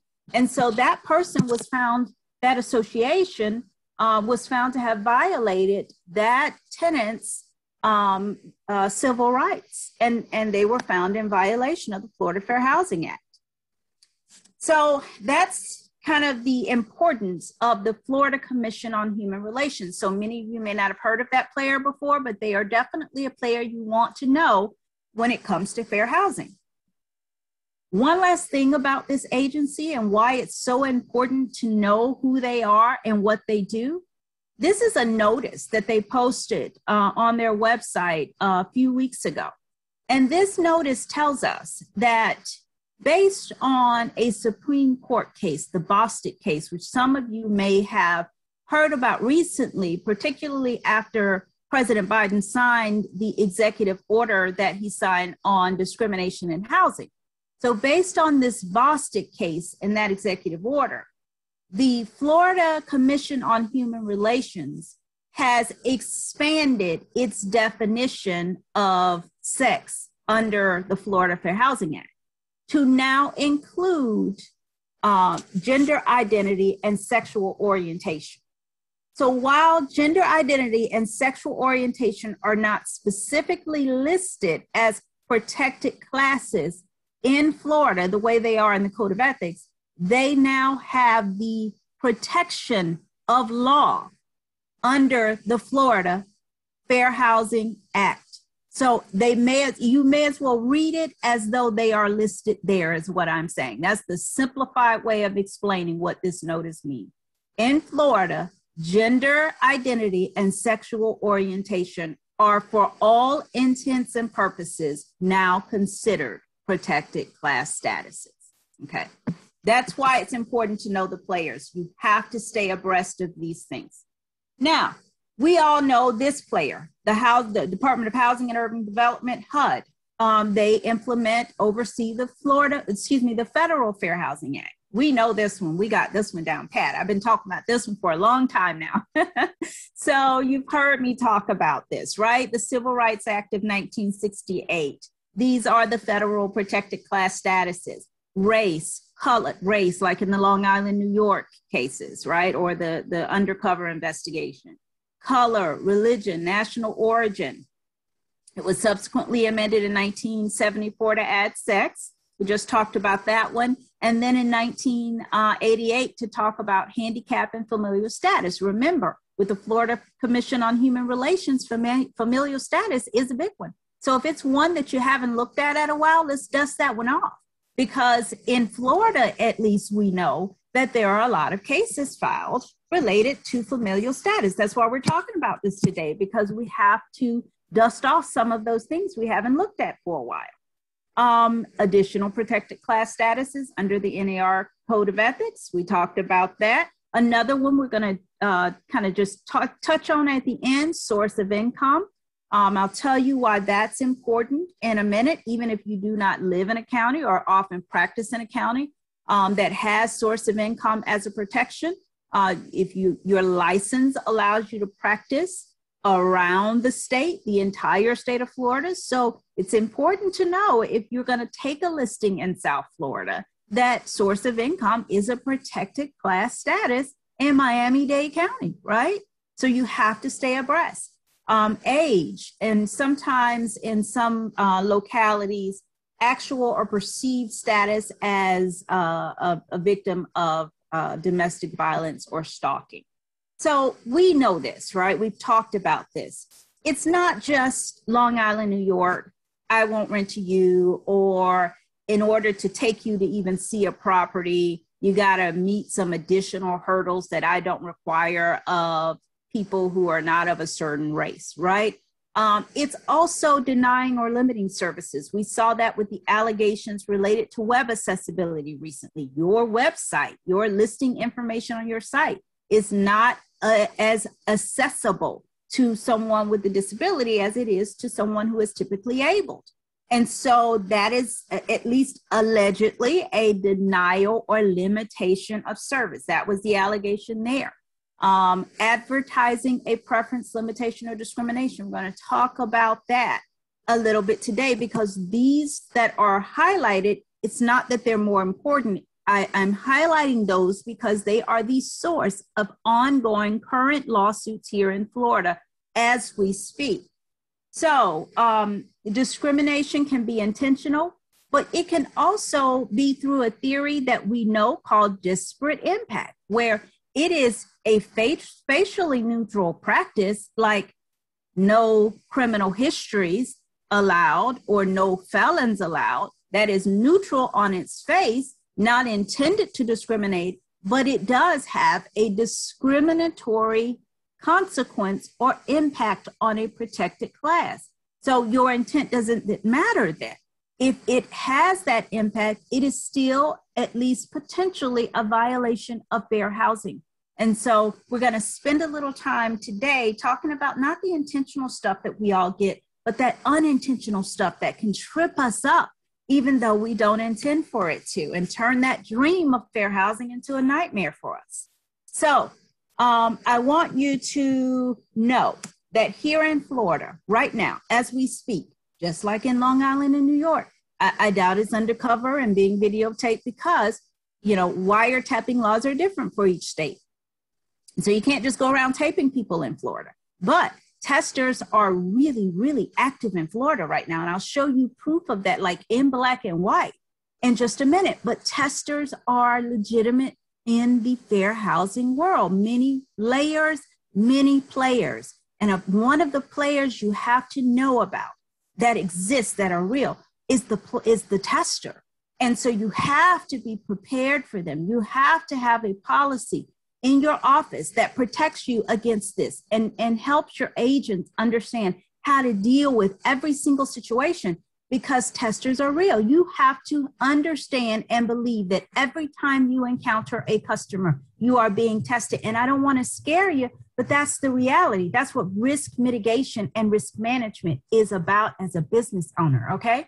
And so you're being tested. Just know that and be prepared to pass that test. And so how are you going to do that? How are you going to pass that test? Well, you're going to do so by having, these are our takeaways. You're going to have fair housing training programs in your office. NAR has some great new programs that you are going to put your offices to the test proactively. You're going to have some guidelines that are fantastic. And those guidelines are going to help you make sure that when you advertise properties, because that is the new gateway for the attorneys, when you advertise properties, you're not violating fair housing. You're not landing on their radar because of fair housing violations. So here we go really quickly through the tools that you need. On our website, you'll find this tool, Advertising Matters by Joel Maxon, May 2020. I want you to find this and I want you to use it because there are red, yellow, and green words that I want you to familiarize yourself with. There is no official endorsed list. If you Google it, they're all over the place. Tons of them that you can use and refer to. But I don't want you to get caught up in an official list. HUD does not have one. NAR does not have one. Florida Realtors does not have one.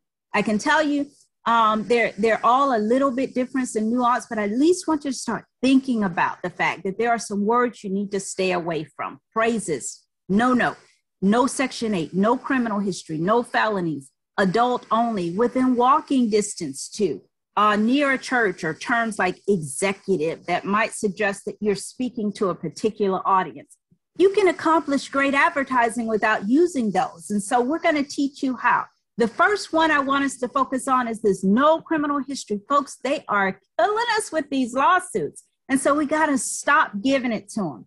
We've talked about this. 2016, HUD issued a memo. They said, Joanna, a third of the American population has a criminal history. And so if we decide that no one with a criminal history or no one with felonies cannot rent, then we're going to have quite the homeless population in America. So we got to stop having these policies that say anyone with criminal histories or felonies can't rent. We just can't have it because there is, whether we agree or not, a disproportionate history of the criminal justice system interacting with people of certain protected classes, right?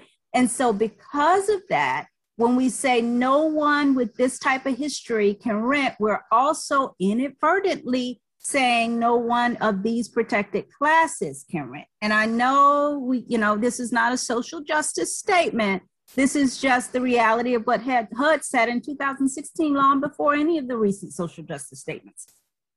So in 2019, we found out Joshua and Mr. Chambers, the attorney and the tester, were on us.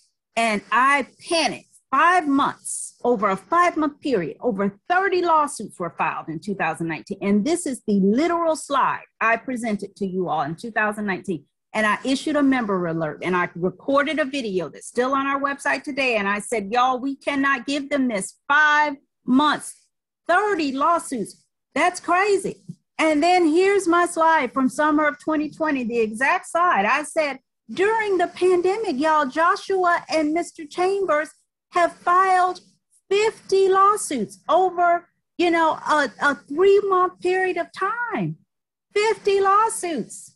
And now here's my slide from December 2020 alone, 27 lawsuits in that 1 month, 27. Like, he is getting more and more efficient. Well, how's he doing that?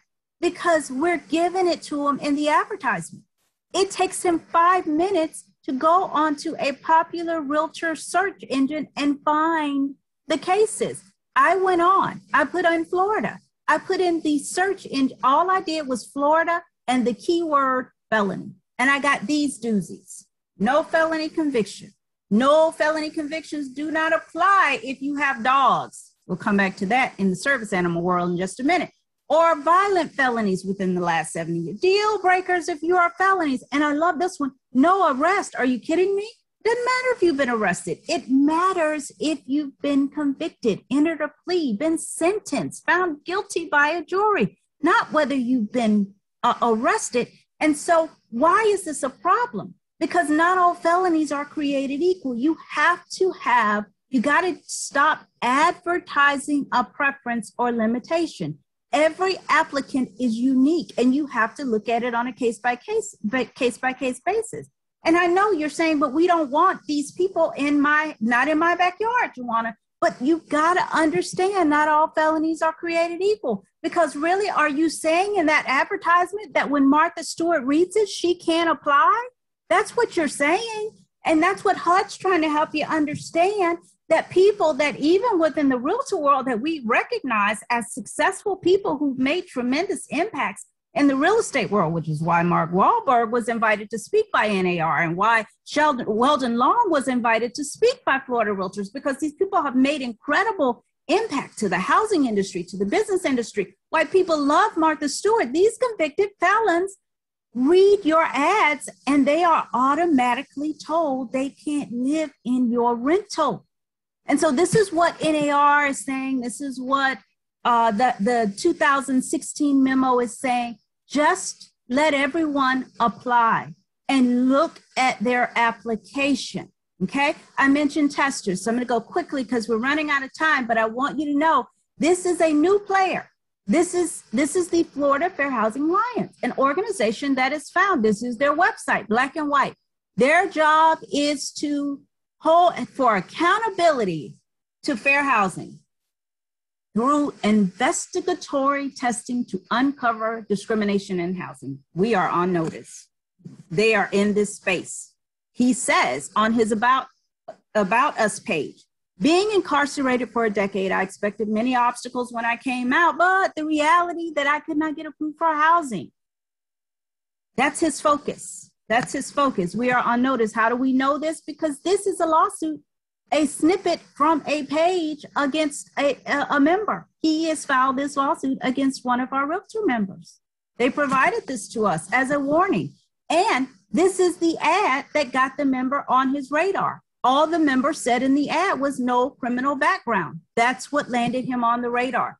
And so he charged him not with the federal Fair Housing Act like Joshua and Mr. Chambers, but this is why I want you to understand the many layers, many players, because this is a local county ordinance violation filed in state court, okay? And it is filed against defendant owner and defendant agent. So it's not enough to say the owner made me do it. This is also filed as a Florida Deceptive and Unfair Trade Practices Act violation against the owner and the agent. That can land you in hot water with the Attorney General's office. So do's and don'ts. You're going to get this PowerPoint. They are on our webpage and the NAR webpage. So I'm not going to go into them for the sake of time, but there are ways to screen. If someone is an arsonist, you do not rent to them. If they are a sex offender and there are children in the neighborhood, you do not rent to them. Okay, so you can screen tenants, but take every application on its own. Do not advertise limitations. Emotional support animals, we all know about this and the fact that, again, you cannot advertise limitations like the guy on the screen before saying no pets, no dogs. That's not something you can say in an ad. And remember the Florida Fair Housing Alliance. Disability was the #1 complaint, and I can assure you that many of them dealt with emotional support animals. Now, don't fear. You can get through this, but engage in meaningful discussion. That means you can ask for a letter from a physician. You can ask from a letter from a social worker or psychologist, but you cannot request medical records. Now, there are tools for you. That's the good news. Not so new law that came about in 2020.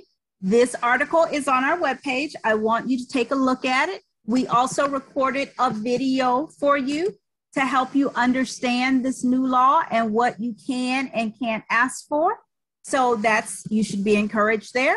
But remember, if an alligator can be an emotional support animal, so can cats and dogs and cockroaches and all those things. So be careful. You probably shouldn't be saying no. And if you are, give us a call on the hotline so we can talk you through it. Now, a couple of miscellaneous topics. I mentioned children, familial status. That's children. That's families with children. Here is the law as it relates to housing with elderly. If it is a 55 plus community, here are the criteria. 80% of the units are occupied by people over 55 or older. Then you can deny people without children, or deny people with children. Here's what I want you to do. I don't want you to advertise no children. I want you to advertise 55 plus community or advertise housing for elderly. Okay, that's what I want you to say in the ad. Stop with the no anything because it just draws attention. And finally, source of income, I've already mentioned. If you are going to practice in other counties, remember the agency that I said that charged the Hillsborough County ordinance violation. If you are going to practice in places like Miami-Dade or some of the other counties outside of areas that you are unfamiliar with, familiarize yourself with things like source of income and unusual domestic violence victims and stalking and unusual protected class statuses. Your license allows you to practice all over the state, but there are nuances to fair housing laws based on local ordinance, and I need you to familiarize yourself with those. With that, please embrace fair housing. It is a part of the American dream, but let us know if you need help on the hotline because we want it to be a dream for you and not a nightmare. Thank you so much for your time today. I appreciate all of you. I don't know if we have time for questions, but if we do not, please call us, contact us. We are happy to help in any way. Always an honor. Thank you very much. Joanna, let me see if we have any questions that we can do. Can you come to the microphone? We have a question for you. One sec. Absolutely.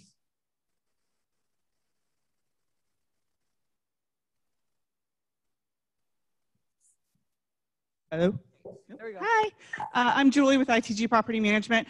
I actually just had a quick question, being that it's more of a seller's market. Recently, I've been talking to some of my coworkers and in some meetings that I've been in where buyers are wanting to write letters to sellers and they're asking for our opinions. Obviously, we're not attorneys, so we cannot tell them. But what I'm looking for is in the scope of fair housing, because we are the ones that are submitting it to the seller's agent, I want to make sure that we're doing the right thing and it's not going to come back on us that, oh, because of kids, no kids, here's our circumstance. And then I don't want it to come back on us. So what are your thoughts? Yeah, excellent question and very much related to fair housing. Love letters is what we call them in the industry. There's no prohibition legally against a love letter, but they can get very dangerous because of fair housing. And what I mean by that is if a seller gets 5 offers on their property and you give them to the seller does not know Joanna Watkins from Jenny Snyder, from Sonia, from Marianne, from, Jane Doe, right? You don't know any of us. And for the most part, you can't tell anything about who we are or whether we're a member of a protected class based on the FAR bar contract that's submitted. And even love letters can be fine. I want to move back to Pensacola because I'm originally from there and I love it here. And I graduated from Pensacola High School and I want my kids to grow up in the Panhandle and small town life. That's great. But now I've disclosed I'm a child. I've disclosed that I have children. And so maybe it's a quiet neighborhood and the seller says, the neighbors around here really don't like kids. And she went to Pensacola High School. Isn't that the kind of inner city school? I wonder, right? So, the love letters can start to reveal things about you that suggest that you're a member of a protected class. And so here's the thing, when my offer gets rejected, was it rejected because the other offers were higher?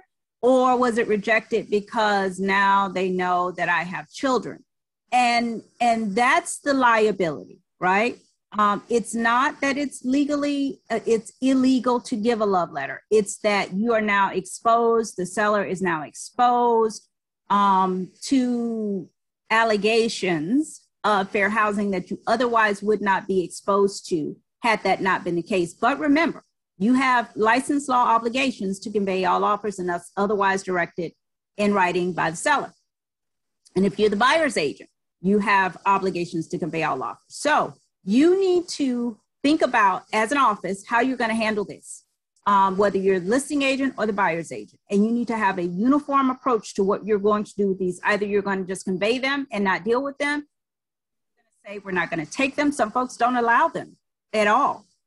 Or some folks say you can put them in a closed envelope and send it, but I'm not going to read it, right? So think about it. Have a policy. I know I keep talking about this policy stuff, but really, that's what protects you. Have a policy about it. If you have more specific questions, call us on the hotline so we can talk you through it. Anybody else?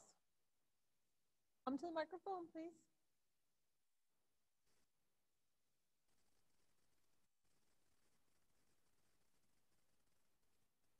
Just a very quick question. If the owner who is renting out their house is allergic to cats and they say no cats, we have to say that. It's not a service animal. Well, how do we get around that? Because it's their house and they come and stay in the house when it's not rented. And they're allergic to cats. It's interesting. This is the question called the competing disabilities, right? That's how I called it. That's how I phrased it. I literally got this question at RE Bar Camp summer of 2018, summer 2019, from a member. Right. And I thought this is such an excellent question, right? Lawyers love these questions because we get to debate them back and forth. And so I went to NAR meeting in November and I went to the microphone to ask this of a HUD agent, an investigator who was there, because I thought this was such a great question. Everybody in the room needs to know this. And his response to me was, that is not an automatic reason to deny. I have rarely, and we've seen that before used as an excuse, and I have rarely seen an allergy that is so severe that an owner cannot have the home cleaned and still be able to exist in the home afterwards. Now, maybe your owner has that allergy, right? Maybe your owner is indeed that person, but a part of reasonable accommodation means, can the owner then reasonably take steps to re-enter the property, right? Whether it's a showing or a tenancy, can they reasonably re-enter the property, reasonably take steps to re-enter the property safely? And his response to me is, I would have a hard time believing that that owner cannot figure out a way to have that property clean so that they can then re-enter the property, right? So it's possible that your owner is that allergic, but I can tell you at least that HUD agent was not of the opinion that it's possible. Okay, but just to follow up, if it's a support animal, we don't charge them for housing. And so now we're going to charge them $1,000 for a cleaning fee? No, you're not going to charge them for the cleaning fee. We have to now have ductwork re-cleaned. We have to have all the house sanitized because but his point was, he has a hard time, and this is I'm just telling you what the HUD agent said. His point was, he has a hard time believing that the nature of the turnover of the home would need to be so meticulously done that it was unduly burdensome to the owner. That's what he's saying to us. So this is I would say, look at things like get quotes from the cleaning service to say, how much more would it be to clean, to remove pet hair than not? And that's a part of the discussion in that Florida Commission on Human Relations summary that I was talking about, that meaningful discussion. That's the kind of effort that they're looking to see, whether or not the person went through that type of effort. Or whether or not they just said, there's, I have an allergy, so I'm not going to do it. That file would have to be really well documented. And unfortunately, based on my observation of what that particular investigator had to say, I don't think your owner would be in would be on very solid ground. So I would tell your owner, go speak to their attorney, because they're probably not on solid ground legally. Joanna, I have a quick part two to that. Yes. So our MLS says pets, yes, no, or will consider. Are you saying that everything should say will consider, or we? Okay. No, I'm about saying that's an excellent question, and thank you. I love to tell people this line. Listen, it's not a pet. So that's why everything, all these fancy rules that people write about pets, and then pet deposit, pet this, and all this stuff, but it's not a pet. It is not a pet. So everything you can read, disregard everything in the leases, the rules, everything you read that relates to pets does not apply to this animal, because this is a wheelchair with fur.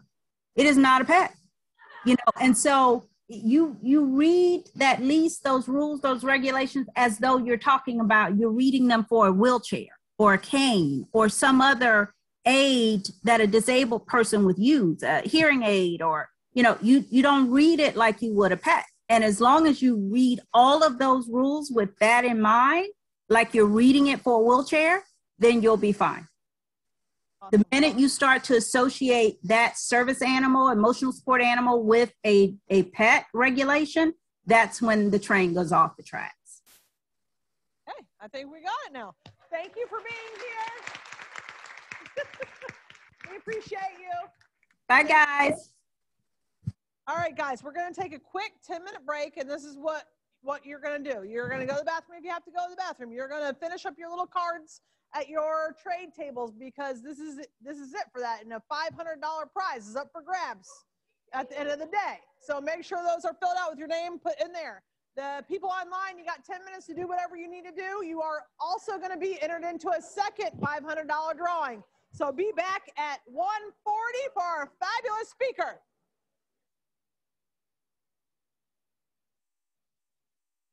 Oh, and 2 on-time drawings at 1:40. 2 on-time drawings for $100 each. Forgot about that.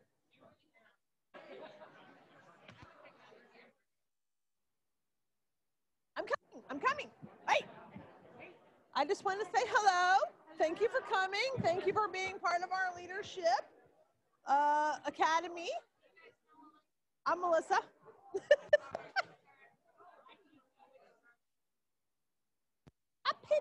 No, I don't go.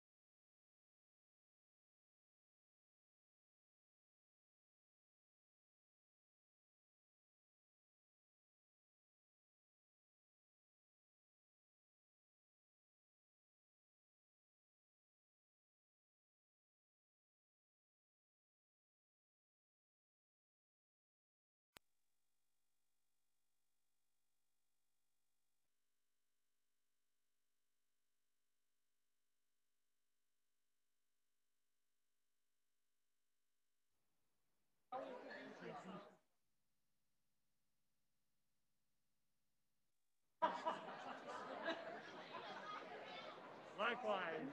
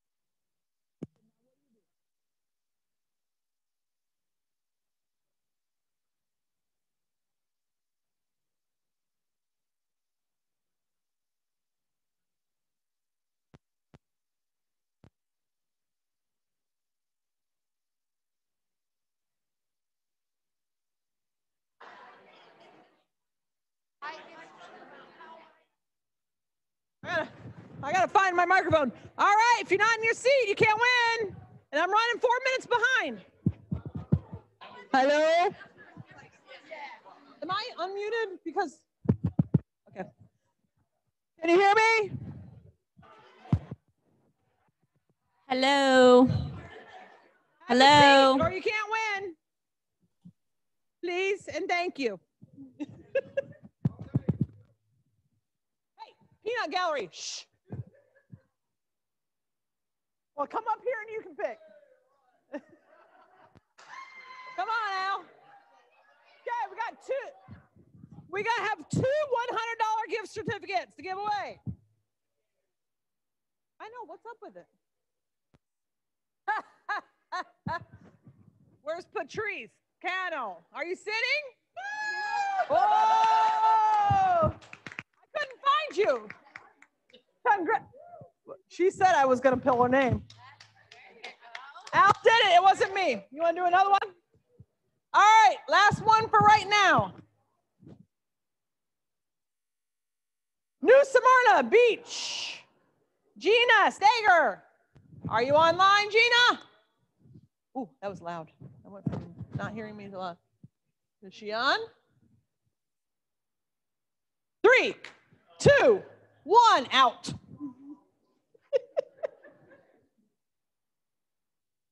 Daytona. Marcia Cookski. Woo-hoo!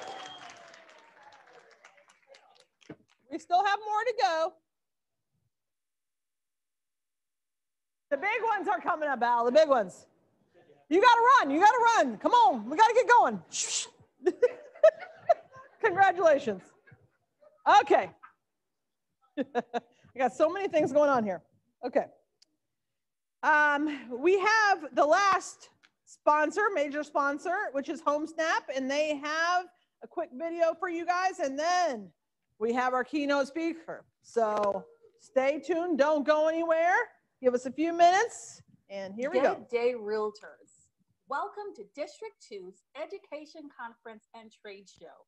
My name is Ranice Jackson. I am your industry education partner with HomeSnap. Today, we're going to be covering getting started with HomeSnap Pro. So without any further ado, let us begin. What is HomeSnap Pro? 4 key points I would like you to know. It's a member benefit provided to you by your MLS. Each agent is provided an agent-only productivity toolkit that allows them to build an exclusive relationship with their customers, clients, and prospects. Now, it's directly integrated with your MLS, so what does that mean for you? Whenever you're utilizing the app, you're seeing real-time, accurate data. And the app is also available for download on iOS, Android, and can be used on a web version on your desktop. Now, are you logged in as an agent? Whenever you're in the app, you want to make sure that you are seeing 5 tabs down to the bottom of your mobile device, specifically having the Pro Agents tab. If you're not seeing that Pro Agents tab, you're going to be missing out on all those agent-only features. So whenever you're in the app, make sure that you are seeing that Pro Agents tab. Now, there's 5 basic navigation tabs, and those tabs are the News tab, the Message tab, the Homes tab, the Pro Agents tab, and the Me tab. So let's discuss briefly what each one is and the functionality of each. So with the News tab, this is where you're going to go to stay abreast of market updates. In this area, you're going to be able to see what properties sold on the market, what's actively on the market, what upcoming open houses, and you can also see what your customers have selected as favorites. The next tab is the Message tab. This is your centralized communication hub. Any message that your customer has sent to you or you've sent to your customer is stored in this area. So it's definitely used for more nurturing. Now, the next tab over is the Homes tab. The Homes tab is where you're going to go to search for properties, analyze properties, and share properties with your customers. As you can see, there are green pins currently on the map. These stand for homes that are actively on the market for sale. You also can look for properties that are for sale by using the tab above, for rent, and for all homes. All homes represents off-market properties. So all that in this one area. The next tab is the Pro Agents tab.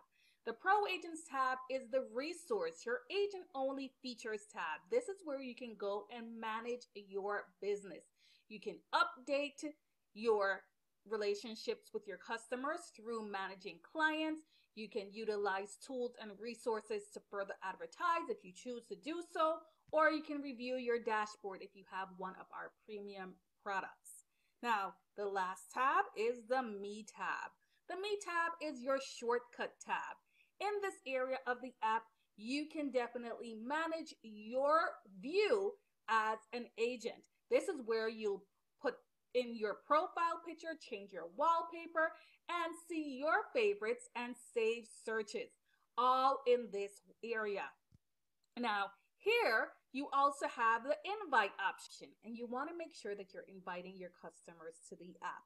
You can simply do so by either typing in an email address or selecting a number from your contacts, or you can put in an actual mobile number. You want to make sure that you're branded with your customer, because as you can see, there's a before branding and an after branding. So you always want to make sure that you are branded with your customer, because once you're branded with them, you're going to be the only agent they're going to be seeing in the app. All right, so that is the end of our brief little overview of HomeSnap. If you are interested in getting more training about HomeSnap and actually getting a deep dive, you can visit our regional calendars at homesnap.com, our university page. Till the next time, see you soon. Okay. Thank you, HomeSnap. Next up, I saw this woman a couple years ago at the Wire conference, and she was fabulous. So when I became district vice president, I'm like, I have to have her. Is she doing in person? And luckily, she was. So just small bio on her. Body language expert Jan Hargrave teaches you the ways in which your body communicates to the world around you. As the nation's leading behavioral authority and body language expert, Ms. Hargrave provides you with the skills you need to read your family, your associates, your customers, and in fact, everyone around you. She has many books, I have of which 4 I bought the last time. Good girl. So definitely we're going to do a networking thing later on. She's going to be signing books and put them out there. So visit her over there. She's been on many news and TV shows such as NBC News, ABC News, and such. Steve Harvey Show, many magazines. I could be here for an hour listing them all. She describes the hidden messages you use in your everyday life and shows you how to stop the lies and uncover the truth.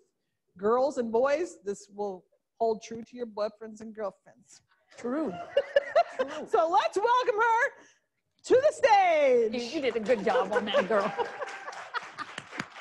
You did a great job on that. I am so glad to be live in person with people. I've been doing so many webinars, but isn't it good to be together and to see faces? Because sometimes I do it, I don't see any faces, so I'm so happy to be with you and be with you here. And thank you for that good introduction. So it was 2 years ago she saw me, but she is right. I'm Jan, and I'm a body language expert. So what I do, and I've been watching you since I got into the room today, so look out. And I had conversations with some of you, even with the vendors in the back, I had some conversations, and I read some of them. So that's going to be interesting if I tell some of the truths that I found out. But yes, I am Jan, and I'm a body language expert. So what I do is that when I talk with someone, I look at the way they move their hands and their arms and their eyes and their feet and their shoulders. I look at everything, and then I interpret that, and I tell you what is going on inside of their mind. I am involved in jury selection, so there's a really serious side to what I do, and I specialize in how to tell when someone's telling the truth versus how to tell when someone's telling a lie. So maybe while I'm with you today, I will teach you how to spot when someone's not being honest with you. Better yet, I could teach you how to lie to someone and they won't even know that you're lying to them. So I could probably give you just enough information to get you in some kind of trouble. But I know that you've heard of the word of body language. I know you've heard the word nonverbal communication, but you know, let's think about really what it is. It's every motion you do and every time you tilt your head. Think of it this way. The words that you say with your mouth give me information about the knowledge that you have in your head. But every one of your hand motions and your eye motions and your shoulder motions, that gives me information about your attitudes and your feelings. So that's the difference.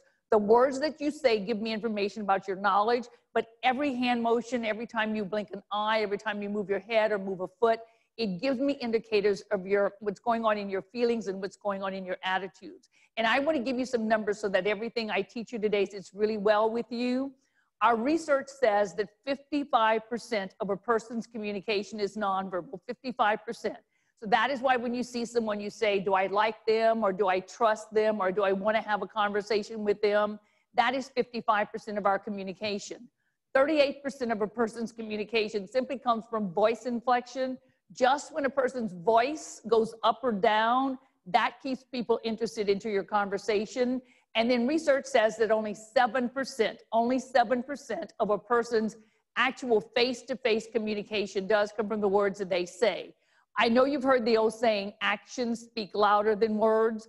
We say an awful lot about ourselves. And look, I'm watching you right now, even though you're not moving. Do you know that you're sending me a message? It might be just in the tilt of your head. It may be the way that your arms are crossed. It may be the way that your legs are crossed.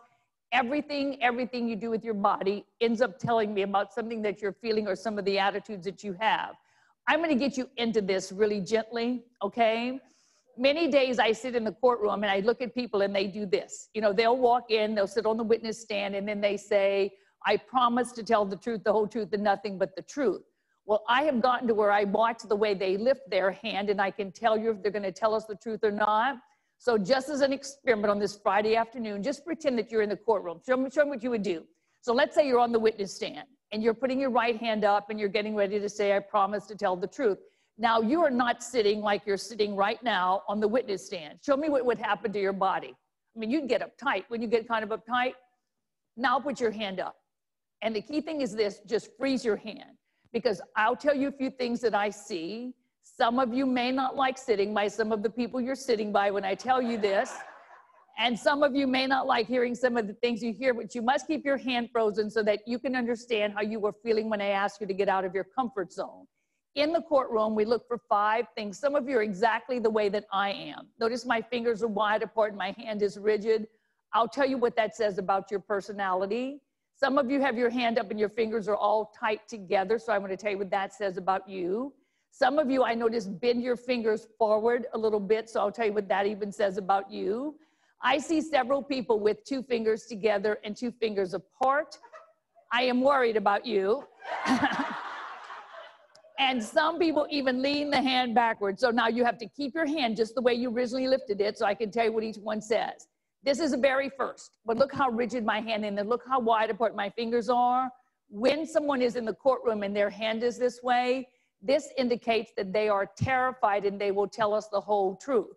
So if ever you need to go just this way. Second one is equally as good. My hand was up, but all of my fingers were tight. This is a good one. It is labeled an analytical honesty. This person will tell us the truth, but we will have to pull it out of them.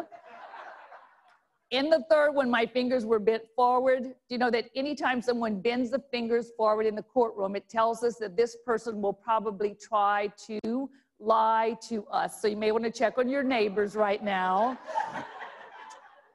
In the fourth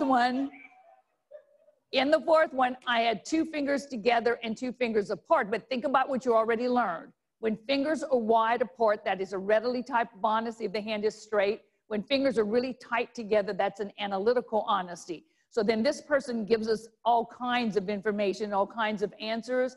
And then lastly, remember, I bent my hand backwards this way. When someone bends the hand backwards in the courtroom, it says that they will try to bend over backwards to get us to believe them, but will be typically telling us a lie. Now you can put your hand up. You know what's going to be the best thing about everything that I teach you? Everything that I teach you today, though, you can use in your own personal lives. So tonight when you get home and you see your spouse, you can always say, now, honey, what have you been doing since I have been gone? And as your spouse responds, say, can you finish telling me that, and put your right hand up? And look to see if it's this way or this way. I have been doing this for a number of years. Now I think it's almost 20 years, but you know how I got started? I taught this in college. So I had done my graduate research in the field of body language, and then I started teaching attorneys there at the university, and that's how I started off. I was just teaching attorneys how to read people, how to pick better juries, how to see if someone was guilty. then from all the work we did in the courtroom, businesses realized we need to bring this information into the business world, because deception gestures in the courtroom are still going to be deception gestures in the business world, and honesty gestures in the courtroom are still going to be honesty gestures in the business world. So that's how it happened for me, but I'm glad it started that way, that I was working in that courtroom and we're working with the witnesses, trying to figure out who was telling the truth and who was telling a lie. And then now bringing that to businesses, I think it gives you the advantage. Wouldn't you like to know what someone else is thinking before you have the conversation with them, or when you're having the conversation with them? I'll teach you how to do that today. I'll give you signs of confidence. I'll give you signs of nervousness. I'll teach you signs of deception that I want you to watch for in individuals. I'll teach you how to tell if someone's being 100% honest with you. I'll give you as much as I can while I'm with you, because I want in your next meetings that you have someone else figured out before they actually figure you out. So another point that I just want to mention is that in the first 2 to 7 seconds of seeing someone, that is when you form the impression of them. 2 to 7 seconds. They form an impression of you and you form an impression of them. And if it is not a good first impression, it is very difficult to change. So if the impression that you give them at first is not a good one, it's going to be very difficult for them to get a different reading on you. So think about that. So that's why even if you're in a virtual conversation or if you're in an in-person meeting, that person is reading you, whether it's how your shoulders are there, how your hands are placed in that meeting, what kind of facial expressions you're giving them. So we have to be on our best at every minute is what I kind of think about. So what I'm going to do is that I'm going to show you 5 or 6 gestures that are common to you. And as I give you the gesture, just tell me if you think it is true, you think it is false. Now do this for number 1. Let's say that you're in a meeting with a man, whether it's virtual or in person.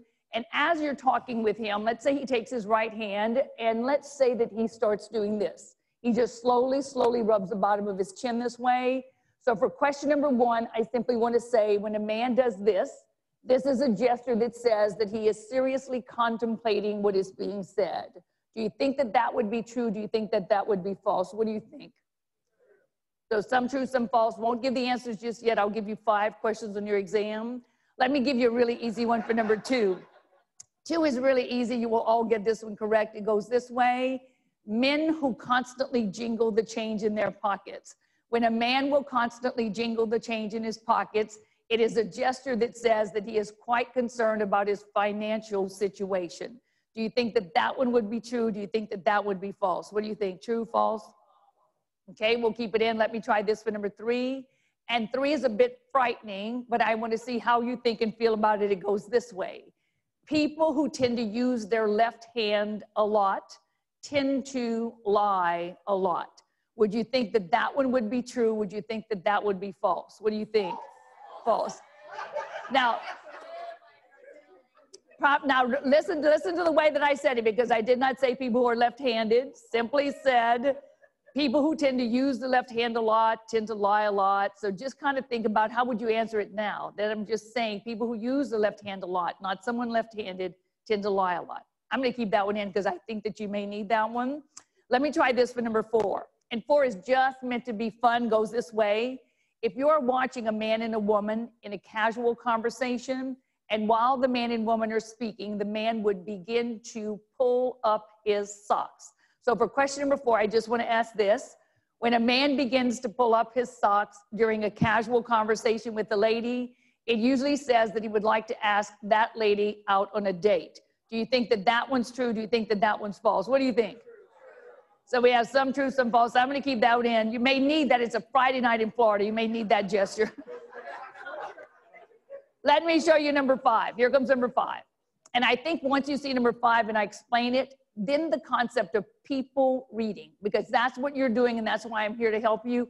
I want to help you understand, what does your body language send out message-wise the moment that someone sees you? And I want to help you realize and figure out what are the underlying messages that people send you with their nonverbal communication. So watch how number 5 goes. Let's say that you're talking. And I want you to watch my hands for a bit, because I know when you're speaking, look what happens. Sometimes you're talking and probably your hands are going away from your body. Maybe sometimes you're speaking, your hands come back towards your body. Probably some of us have even said, if I could not use my hands, I could not even speak. I will clarify that before I even ask question number 5. It is perfectly okay for your hands to move when you're speaking. And I want to teach you why it is perfectly okay. It's a kind of psychological behavior. You see, anytime that I move my right hand, or anything really that I move on the right side of my body, when I move my right hand, my right arm, my right shoulder, my right leg, my right eye, any motion on the right side of my body, that is all controlled from the left side of my brain. And my left brain, look, that's the analytical side, it is the numerical side, it is the factual side. Our timetables are located here in the left brain of all of us. So if I'm multiplying something inside my head and I have trouble getting the numbers multiplied, I simply move my right hand. It helps me clarify what I'm thinking, and then finally I can get those numbers out of my mouth. Whenever I move my left hand or anything that's on the left side of my body, any motion on the left side of your body, that's all controlled from the right side of our brain. And your right side, this is the fun side, this is the comical side, this is the side that daydreams, this is the side that gets drunk. If ever, if ever you drove somewhere and you cannot recall how you got there, you were driving right brain. So now I want you to think about this, think about this. So why do your hands move? Look at it. Your hands move to help you get information that is right here inside this huge thing called a computer or called a brain outside of your mouth. If you had to speak with someone for 30 minutes and were not allowed to use your hands, let's say you had to talk and your hands had to remain behind you the whole time, it becomes really difficult to organize your thoughts and get them out in a logical fashion. So that's why when you're speaking, your hands move. So never, ever lose that. And the great thing about me watching individuals, that's how I see your sweet personality is in the way that you move your hands. So never try to not move them, be as free as you want to be. Never make them too crazy big, but you want to, that's how people see your nice little personality, is when your little hands kind of move when you're speaking. So watch how number 5 would go. Let's say that you're talking and you start noticing my left hand is going out, my right hand is going out. And then you see that you would do this. You would just sit back and you notice that you would put your fingertips together at chest level. So this is going to be my question for number 5. When someone does this gesture, it is a gesture that says that this person lacks confidence. Would you think that that one would be true? Do you think that that would be false? When they do this, do they look confident or they look nervous? What do you think? How do you feel gut-wise? I will answer number 5 and I'll come back and catch 1, 2, 3, and 4. I'll let this be the very first gesture I teach you today. This gesture in body language, it is called exactly what it looks like. Look, it's called a steeple. And do you know that steepling is one of the largest gestures of confidence that I could ever teach a group of people? Anytime you're going to see someone do this formation, it's always going to be associated with the level of confidence. I don't have to see it done with all the fingertips together. I could just watch someone put the pointer fingers together and drop the hand, but there is still going to be a steeple formation. I could watch someone put the thumbs together and put their hands this way. There's still going to be a steeple. I might even watch someone at a meeting sitting this way. Anytime you're going to see this kind of formation, my fingers are not even touching. This is called a goal post steeple. Anytime you're going to see this kind of formation, it's always going to be associated with the level of confidence. And this is what our research in body language even further tells us. When someone is confident with what they are saying, their steeple gesture is typically done at chest level. When someone is confident with what they are hearing, usually their steeple gesture is done down in lap level. Because I'm certain there are times that you work with the client, you look down at their hands and maybe they were doing this. When they're doing this, they're confident about something. So I'm going to show you how to spot this whole thing so that you understand. Because this is just one gesture. I'm probably going to give you 75 gestures today. So I want to show you how to tie all these together so that when you leave here this afternoon, wow, you're able to read other people as you're talking with them. So I want to show you how to analyze each one. So I know that when you're going to see this, you'll remember it and you'll think back and you say, oh, I remember Jan said that this stands for confidence.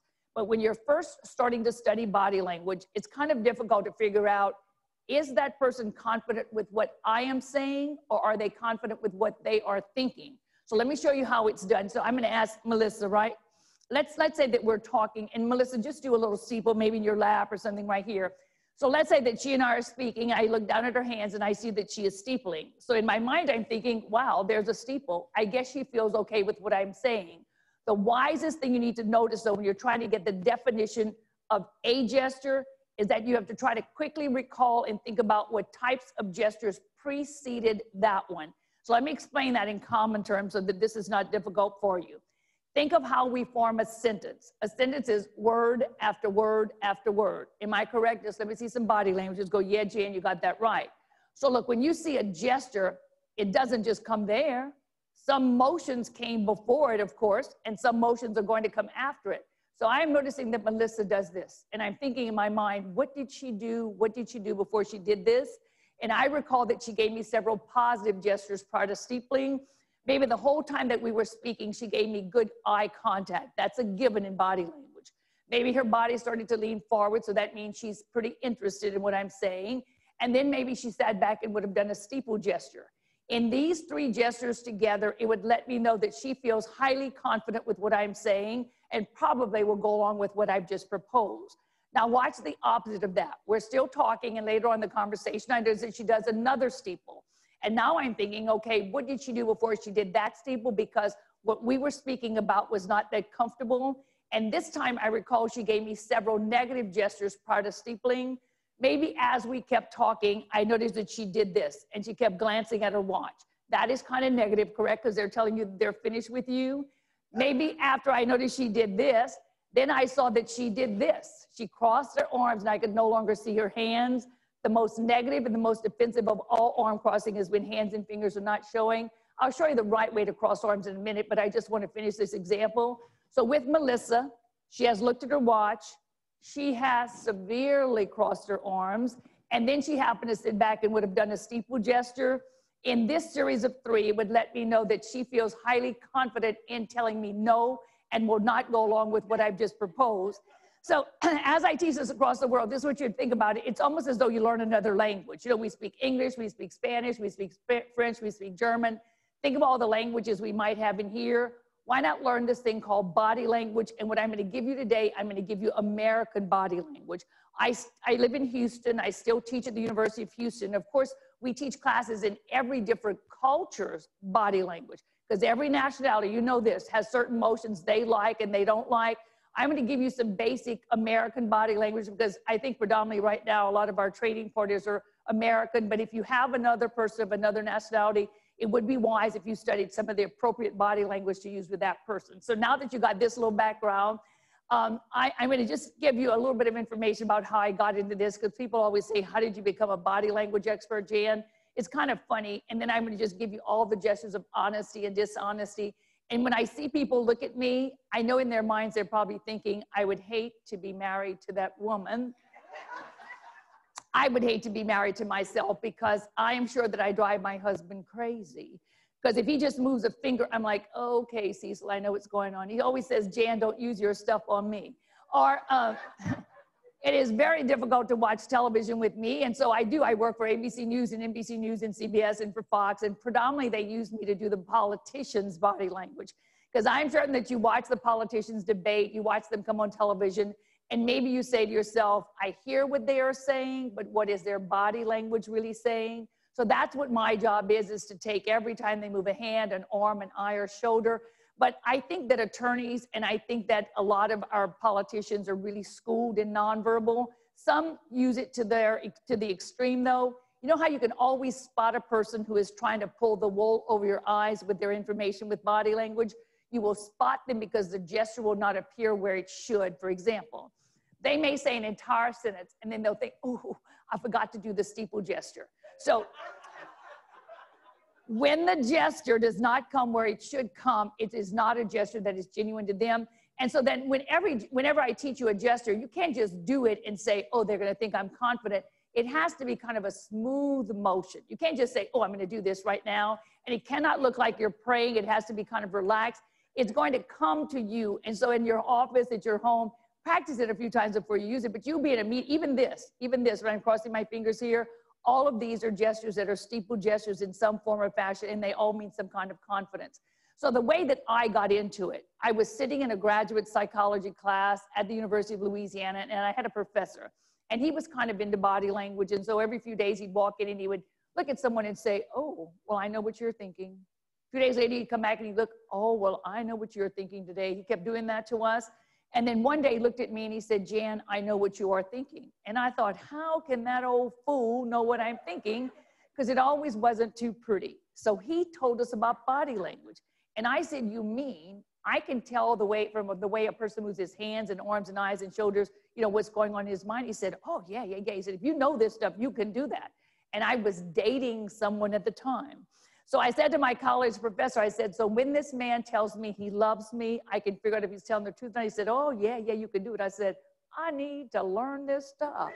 Because I thought I would have such an advantage in my life, I could figure out if my boyfriends were lying to me or not. That's kind of what got me into it. I was like thinking, I'm going to study this because I'm going to read this guy and see if he's really telling me the truth. So I started studying it. I was having fun. I was using it on my friends and saying, oh, you're lying, you're lying. I was doing the whole thing. And so it started off, I was just kind of interested, and then it became serious research for me, and all of my graduate degrees are in the field of nonverbal. I'm a business major, and I'm a psychology minor. So during the day at college, I always taught business law, economics. And then at that university where I was employed, that's when they asked if I would write the curriculum for a class for attorneys in the field of body language. Not knowing how to say no, I said yes. And so I wrote this curriculum and people started taking this class. So think what would happen when they'd come in. I teach them all the signs of honesty, all the signs of dishonesty and confidence and nervousness.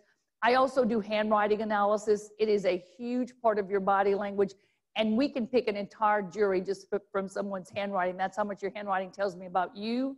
We also do another thing, and I don't know, maybe Cindy, I was talking with you, thing that we teach in body language called facial analysis. When you come into, when you come into the jury box or you walk into a TSA, one of us is there watching your face, and we're looking for the shape of your face, the fullness in your eyebrows, the fullness of your lips. All of that tells us something about what's going on inside of you.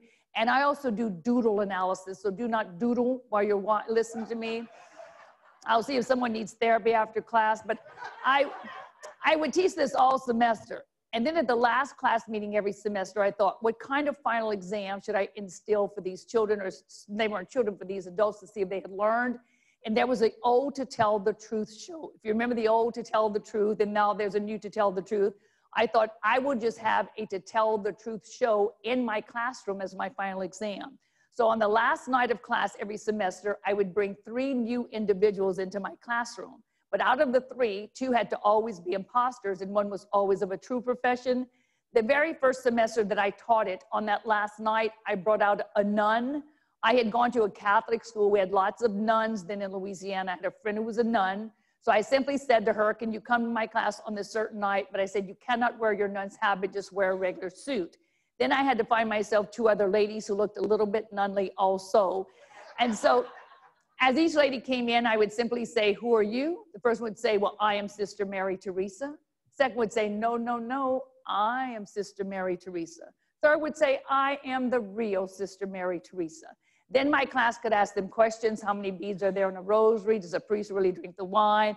I don't know what they asked them, but think what was going on. While my class was asking them questions, they were simply looking at the lady's body language. That's how I got into this and everything become a science, but it's really difficult to pick 12 jurors who think like your attorney thinks unless you have someone who does what I do.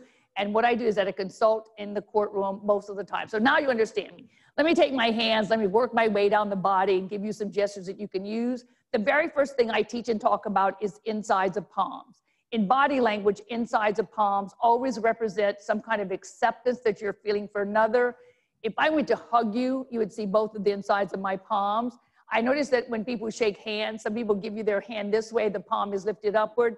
If that hand is upward, it simply says, I like you, I accept you, I want to be your friend. If a hand comes to you facing downward, that's always going to be some kind of control. Most of our communication is done with our hands, whether we're on a virtual screen or whether we're in person. And when you're communicating with individuals virtually, sometimes you have to let them see your hands, because people trust you faster when they can see some of your hand motions. Never crazy hand motions, but you can bring them in front of you. You can use them to count. You can use them to show size. You have to show people your hands every now and then. And I want to give you the background of why that's so important.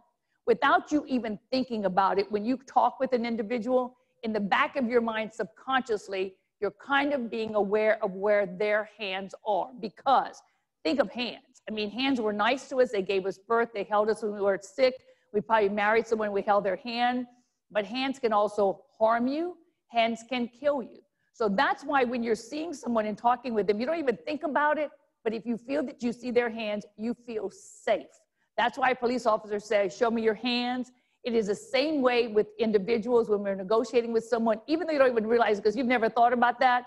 But that is beneath someone's thinking, is that if I see their hands and I know that their hands are in a good position, then I feel safe being around them. So that's why when you're in your conversation, some kind of way, you're going to have to show your hands a bit. And then in person is a perfect way to show your hands with an individual. Michael, come shake my hand for a minute. Let me just show you something just briefly about shaking hands, because we're kind of getting back to that. He was my friend. He sat with me. Can you just come up here for a minute? I feel like I should have known all this before our conversation. That's what I'm thinking too. Michael, look, I'll put you here. So let me just shake hands with you for a minute, Michael. So when you're shaking hands with someone, you can read them so easily. Now, if you're looking at his hand and you're knowing how to analyze it body language-wise, there are several things going on. Michael is not like this. You notice? Michael is like this. You see the differences?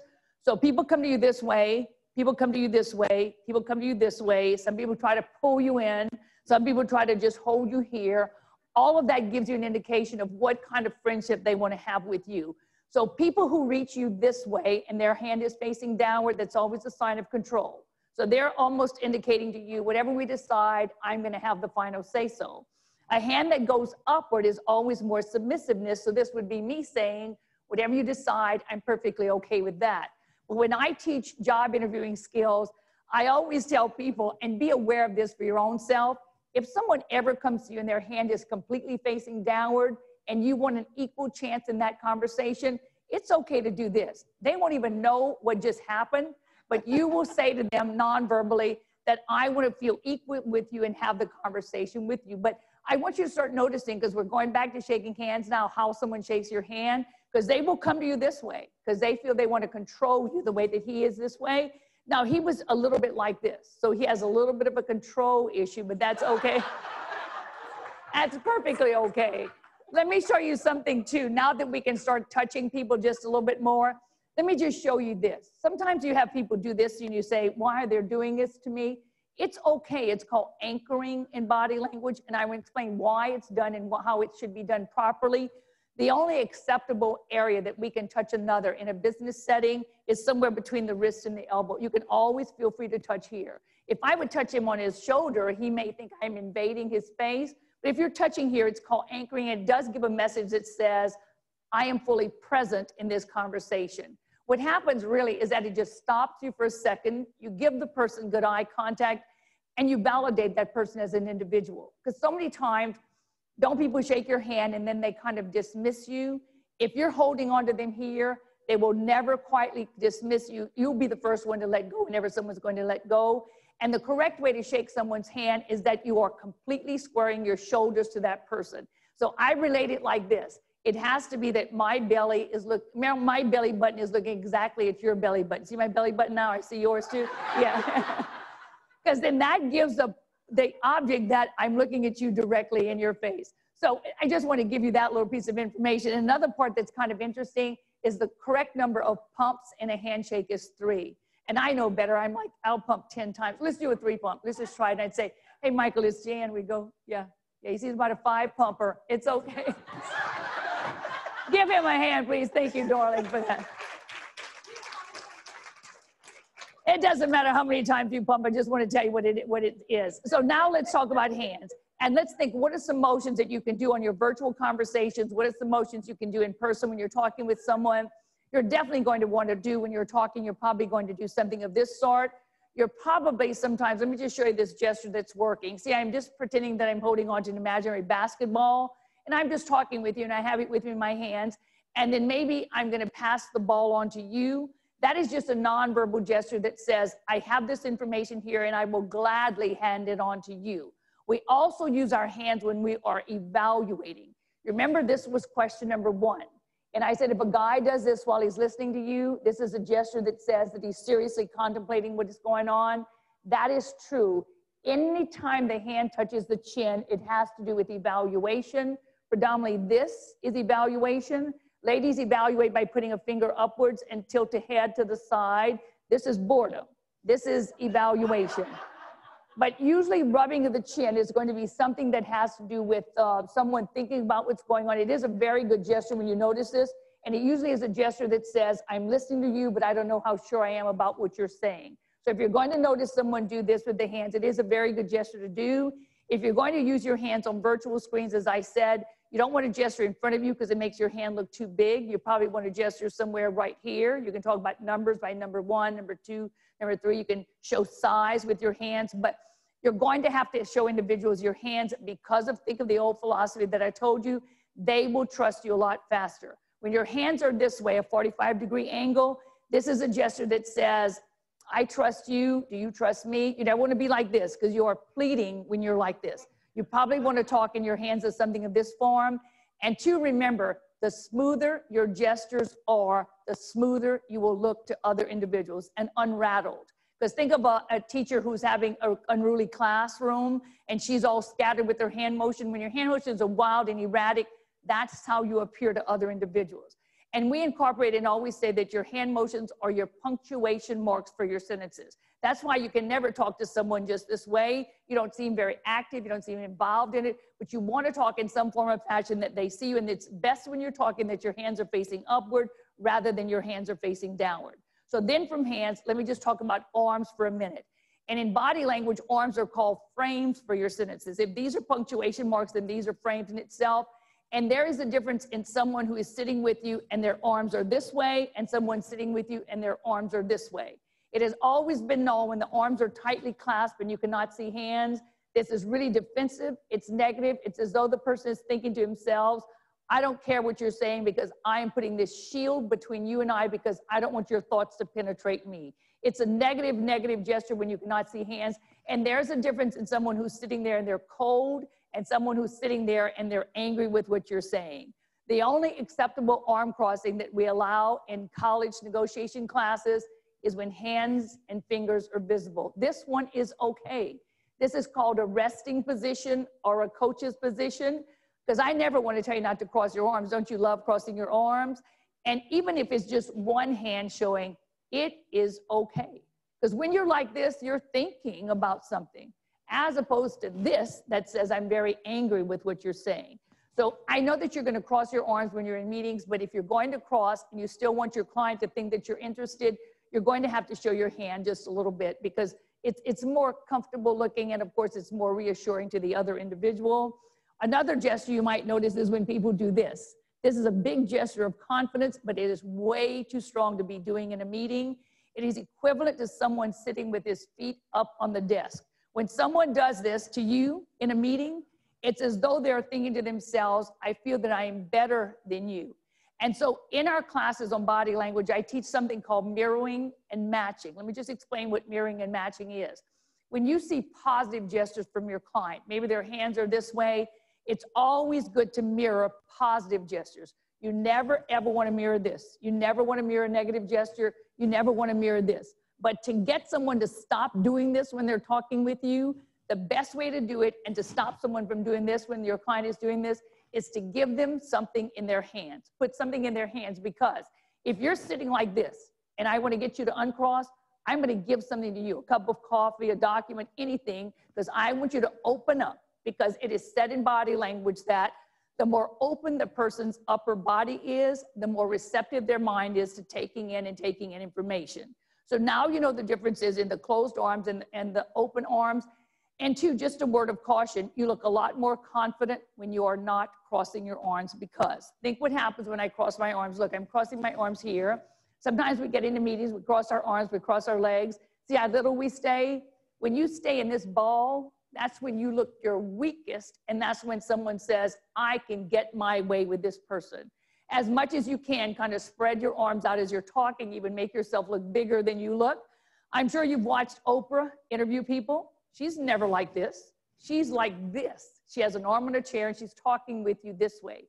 You never want to do it too too much, but you want to give the aura that you're taking a lot of room, because the size of space you have around you indicates to another how much power you feel you have. For example, if you see 3 limousines driving down the highway, and out of the 3, 1 limousine is larger than the other 2, where do you naturally think the most important person is? Probably in the largest of the 3. Who gets the biggest space in an office building? Probably the highest ranking officer gets the biggest of the spaces. So we're the same way when we get into a room. For men, it is no problem, Because a man can sit in a chair, he can put his arms on the chairs on the side of him, and a man can sit like this for hours, and no one thinks ill of it, but he's giving a really good message. He's saying, I need all this space because I'm the one in charge of this meeting. So we as women, because ladies, I'm guilty of it too, you cannot stay this small, because when you stay that small, you do not look like you're as courageous and as confident as I know that you can be. And you can do it by sweeping your hands a little bit bigger, because we talk about gender differences also in nonverbal. Naturally, when men speak, a man's gestures go away from his body. When a lady speaks, our gestures just naturally come towards our bodies. So if you're negotiating with the male client, you can take on some of these expanded gestures. And when I coach male realtors, I always say to them, if you're working with the lady client, you can take on some of her gestures too, because people like people who are like them at first. So if you can find a commonality with them, whether reusing a word that they use, you use it back on them, you use some of the positive body language you see from them, the more commonalities you can have with that person, the quicker that rapport will be for the two of you. You know, we also talk about listening, and it had been said that women were better listeners than men, but women are not better listeners than men. It is only that women give more nonverbals when they're listening. When women listen, women do this. They kind of nod a couple of times, they smile back. A man more so stays in a neutral position where there's no motion whatsoever. So sometimes a lady has a meeting with the man and someone will say, well, how did the meeting go? She'll say, I don't know. I never got any motion from him. So when I'm coaching guys, I say, guys, look, every now and then you can do this. You can nod your head a couple of times when we're talking. You can smile back at us. And then I tell ladies, we can't do this all the time because then they'll think that we agree with everything they're saying. And so let me show you how the head nods work. And head nods are good to see because those are signs of encouragement in body language. Typically, when you agree, you normally go twice. You're like, oh, uh-huh, uh-huh. When you are ready for someone else to shut up, you know that you go 3 times. So I'm kind of watching your heads, make sure you don't. But you normally do this. Don't you go, oh, uh-huh, uh-huh. But it's okay to do it. And you got to do it in this communication, especially on these virtual screens, because when you're just kind of nodding your head, you're encouraging them to keep talking. You have to do some kind of motions instead of just sitting there. So now that you kind of understand some of the arm motions, some of the hand motions, I also want you to always keep in mind your shoulder motions on these virtual calls or in person. It's always better to have your shoulders squarely even, because unevenness of shoulders is indecisiveness of person. I'll just say that again. Unevenness of shoulders is indecisiveness of person. So if you're having a conversation with someone and the whole time you're talking with them, their shoulders are not even, you never want to come across that way, because you're going to know body language from today on. You know when you get in there with that meeting, whether you have to be aware of what's going on with your nonverbals to give them a good impression of you. You square your shoulders out and you go in there because you know your stuff. And because you know your stuff, let it come out in your nonverbals. Because shoulders really set the tone for a meeting.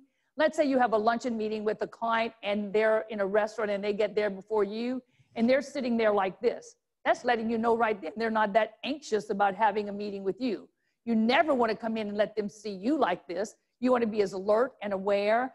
And I know it's pretty tough to just keep your shoulders back. And the easiest way that I found to do it is in yoga, they'll make you put your shoulders up and then they'll make you put them in that back socket. When they're in that back socket, just try, just put your shoulders up for a minute. Feels kind of good, huh? Then put them down, then put them in the front shoulder, in the front socket for a minute, then bring them back up and then put them down. Now bring them in that back socket. See that back socket? That's really how we need to be seated. That's pretty tough to stay that way all the time, but you don't have to be that way all the time. But if you're walking into a meeting, maybe you want to be that way so that they see that you feel good about yourself and that you're really proud of what you've just said and done. So just wanted to tell you that about the shoulders. And also when you're asking individuals a question, when they're not fully committed to what they're telling you, they're going to shrug. And every time they'll go, well, yeah, you're going to see these little shrugs. It is often associated with someone being deceptive.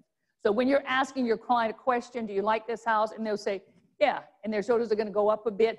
The higher the shoulders get to the ear, the bigger the lie is. So just remember that when you're talking with individuals. So now that I kind of got you interested about lying, I'm going to give you some gestures that indicate true deception, and I'll give you some gestures that indicate true honesty. And whether it's on a virtual screen or in person, and on the virtual screen, think about it, your gestures are magnified. Your face is magnified.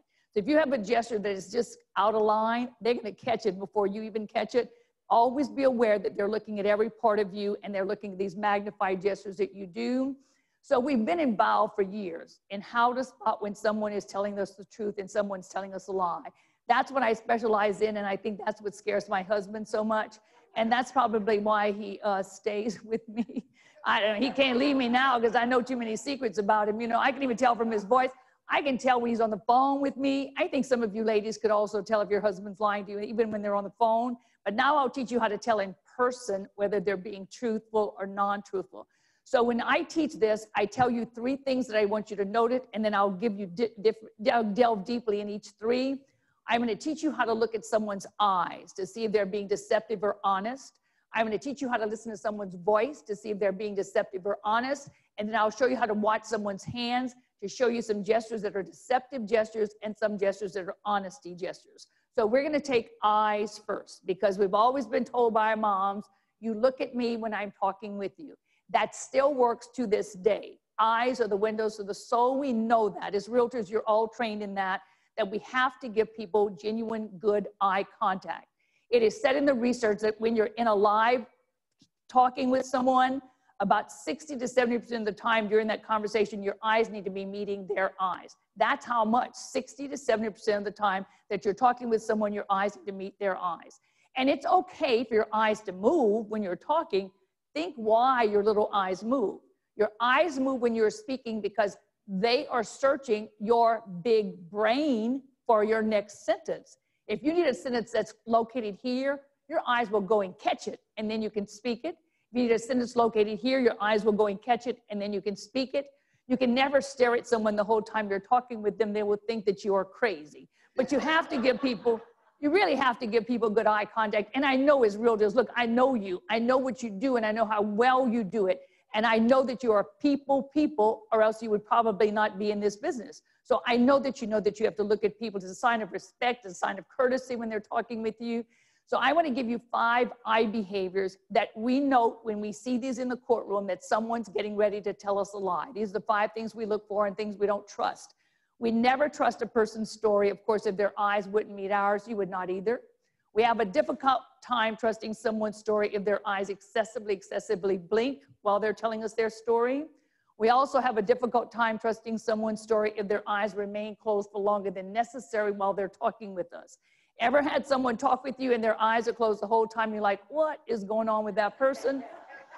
If their eyes stay closed for too long, it usually means they're blocking information about themselves from you. Gesture number 4 is what we call a sharpshooter eye. That you're going to talk with someone and they're going to ask you questions and their eyes are going to kind of close and they'll look at you through the corner of the eye. We always look at that and we note that when we're looking. It's not to say that this person is being deceptive right then, but we do note it, and then I'll show you how to tell if they're being deceptive or not. And the 5th behavior is that you ask someone a question, right when you've asked them that question, their eyes will immediately dart to the exit of the room. So let's say you ask me a question, my eyes go there first, and then I come back and I give you the answer. That means they're looking for a way out. So now that you know these 5, though, I must mention something to you. And the wording that I need to give you here is called baseline behavior. Baseline behavior, baseline behavior. Don't ever forget these 2 words when you're studying body language. And what baseline behavior is, it's your normal behavior. Let's say that you are accused of a crime. I will not get in there and start talking with you about the crime first. I will get in there and I'm going to start talking with you about you. So I'll ask you about your family, about your job, and I'm going to get a read on you. And maybe I notice, oh, she touches her neck and pulls her hair back with her right hand when she's comfortable. Maybe I notice she crosses her right leg over her left leg when she's comfortable. That's what we call baseline behavior. Then when I ask you a difficult question, I would look for deviations from your baseline behavior. Because I don't want you to think just because someone blinks their eyes a lot that they're lying to you. That may be their baseline behavior. A good example that I can give you is this. I was asked several years ago to do the body language of Roger Clemens, the baseball player, when he was accused of taking some growth-enhancing drugs, and he was testifying in front of Congress. So I was asked to do his body language. So when I first started looking at him, I noticed that he was a constant lip licker, more than LL Cool J. I mean, he's licked his lips excessively. And if someone does it that excessively, I mean, that's all you looked at it for a while because he was doing it so much. It either is that his mouth is dry, he's nervous, maybe his vocal cords are tight and he's telling us something that's not true. But I could not come on national television and say, I think he's lying because he licks his lips so much. So I had to go back and look at all this old video of Roger, and I noted that he had always licked his lips excessively, whether he pitched or he batted. So that was baseline behavior for him. I had to look for deviations of that to see in what areas I thought he was being deceptive. The 5 eye behaviors again: eyes that never meet yours, eyes that excessively blink when you've asked them a question, eyes that remain closed for too long when they're telling you something about themselves, the sharpshooter eyes when they look at you through the corner of the eye, and then lastly, the other one is that the eyes go to the exit when they're giving you their answer. Now, even when I give you this information here, one of the things that I should have even said at the very beginning is that when studying body language, there are 3 C's of nonverbal communication. One is context. And by context, I mean when you see a gesture, what is the environment that you notice that gesture in? If I see a lady on a cold winter night sitting on a bench like this, that is different from me seeing a businessman in a meeting sitting like this. So that is context.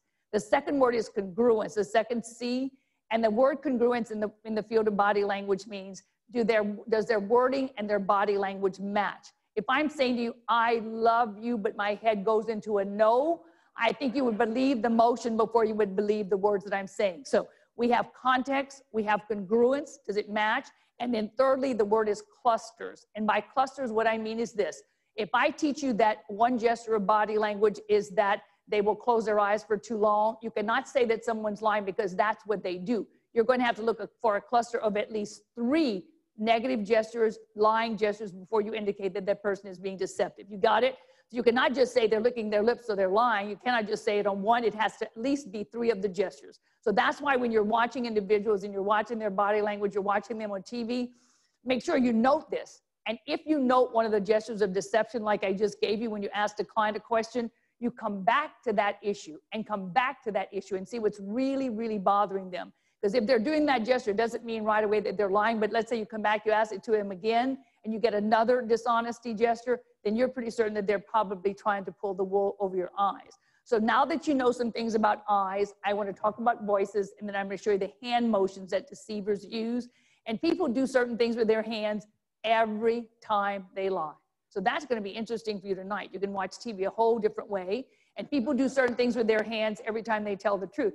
So when I first got into this, one of the first big cases I did, I worked on O.J. Simpson's case. That was when this whole thing started, where they used us, what we call jury consultants. So I worked on O.J.'s case, went on from there and worked on John and Patsy Ramsey's case. And we can talk about these at the end.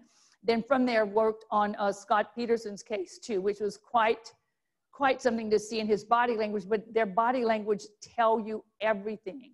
From Scott Peterson, we went on to Drew Peterson, was a police officer in Chicago who kept saying that his wives were drowning in tubs. Don't you remember him? He had 4 wives. Then from there, I went on to Jorn Vandersloot. I did some work on Casey Anthony right here in Orlando. Any case that you see, and then a couple of years ago, we had the young man in Colorado who said that his wife and 2 daughters were missing. Do you remember him sitting on the porch that day? I'm going to do his body language for you in just a few minutes. But when you see these people, and the other night I did Meghan Markle's body language. Isn't that cool? That was interesting to see too, because when you know enough of the gestures, then when you look back at the tape, you'll be able to see a lot of things that probably didn't come out in words, that came out an awful lot in the nonverbals.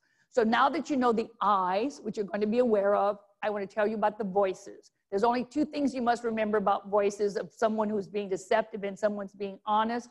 When someone is threatened and probably lying to you and the vocal cords get really tight, the voice is going to get a lot higher. So when people lie, the voice is high, and when people are afraid, the voice is low. Those are only 2 things you need to remember about voices. And then the next thing is the hands. And when you know the hands, it's going to almost change your life. So what I'm going to do before I even show you the hands, because you're going to say, like, I've seen people do that, Jan, I've seen people who do that. Let me do this with you to kind of get you really into it. I'll let you try to catch me in a lie with what you know thus far about the eyes and the voices. So I will tell you 4 things about me, and I'll call them A, B, C, and D, and I'll make sure that 3 are true, and I'll make sure that 1 is a lie. Now, all of you know the sound of my voice. So I'm going to make sure on my lie, whether it's A, B, C, or D, that my voice gets a lot higher. All of you can see my eyes. I'm going to make sure that on my lie, my eyes kind of weird out, so watch for that. And then I'll put my hands differently for each one. So there's just 4 sentences, 3 are true, and 1 is a lie. So here comes A for A. A, I'll put my right thumb up, my left hand behind me, and I'll say this for A, I once kissed Mario Lopez. I think you might know Mario. He's on every television in every hotel. I once kissed Mario.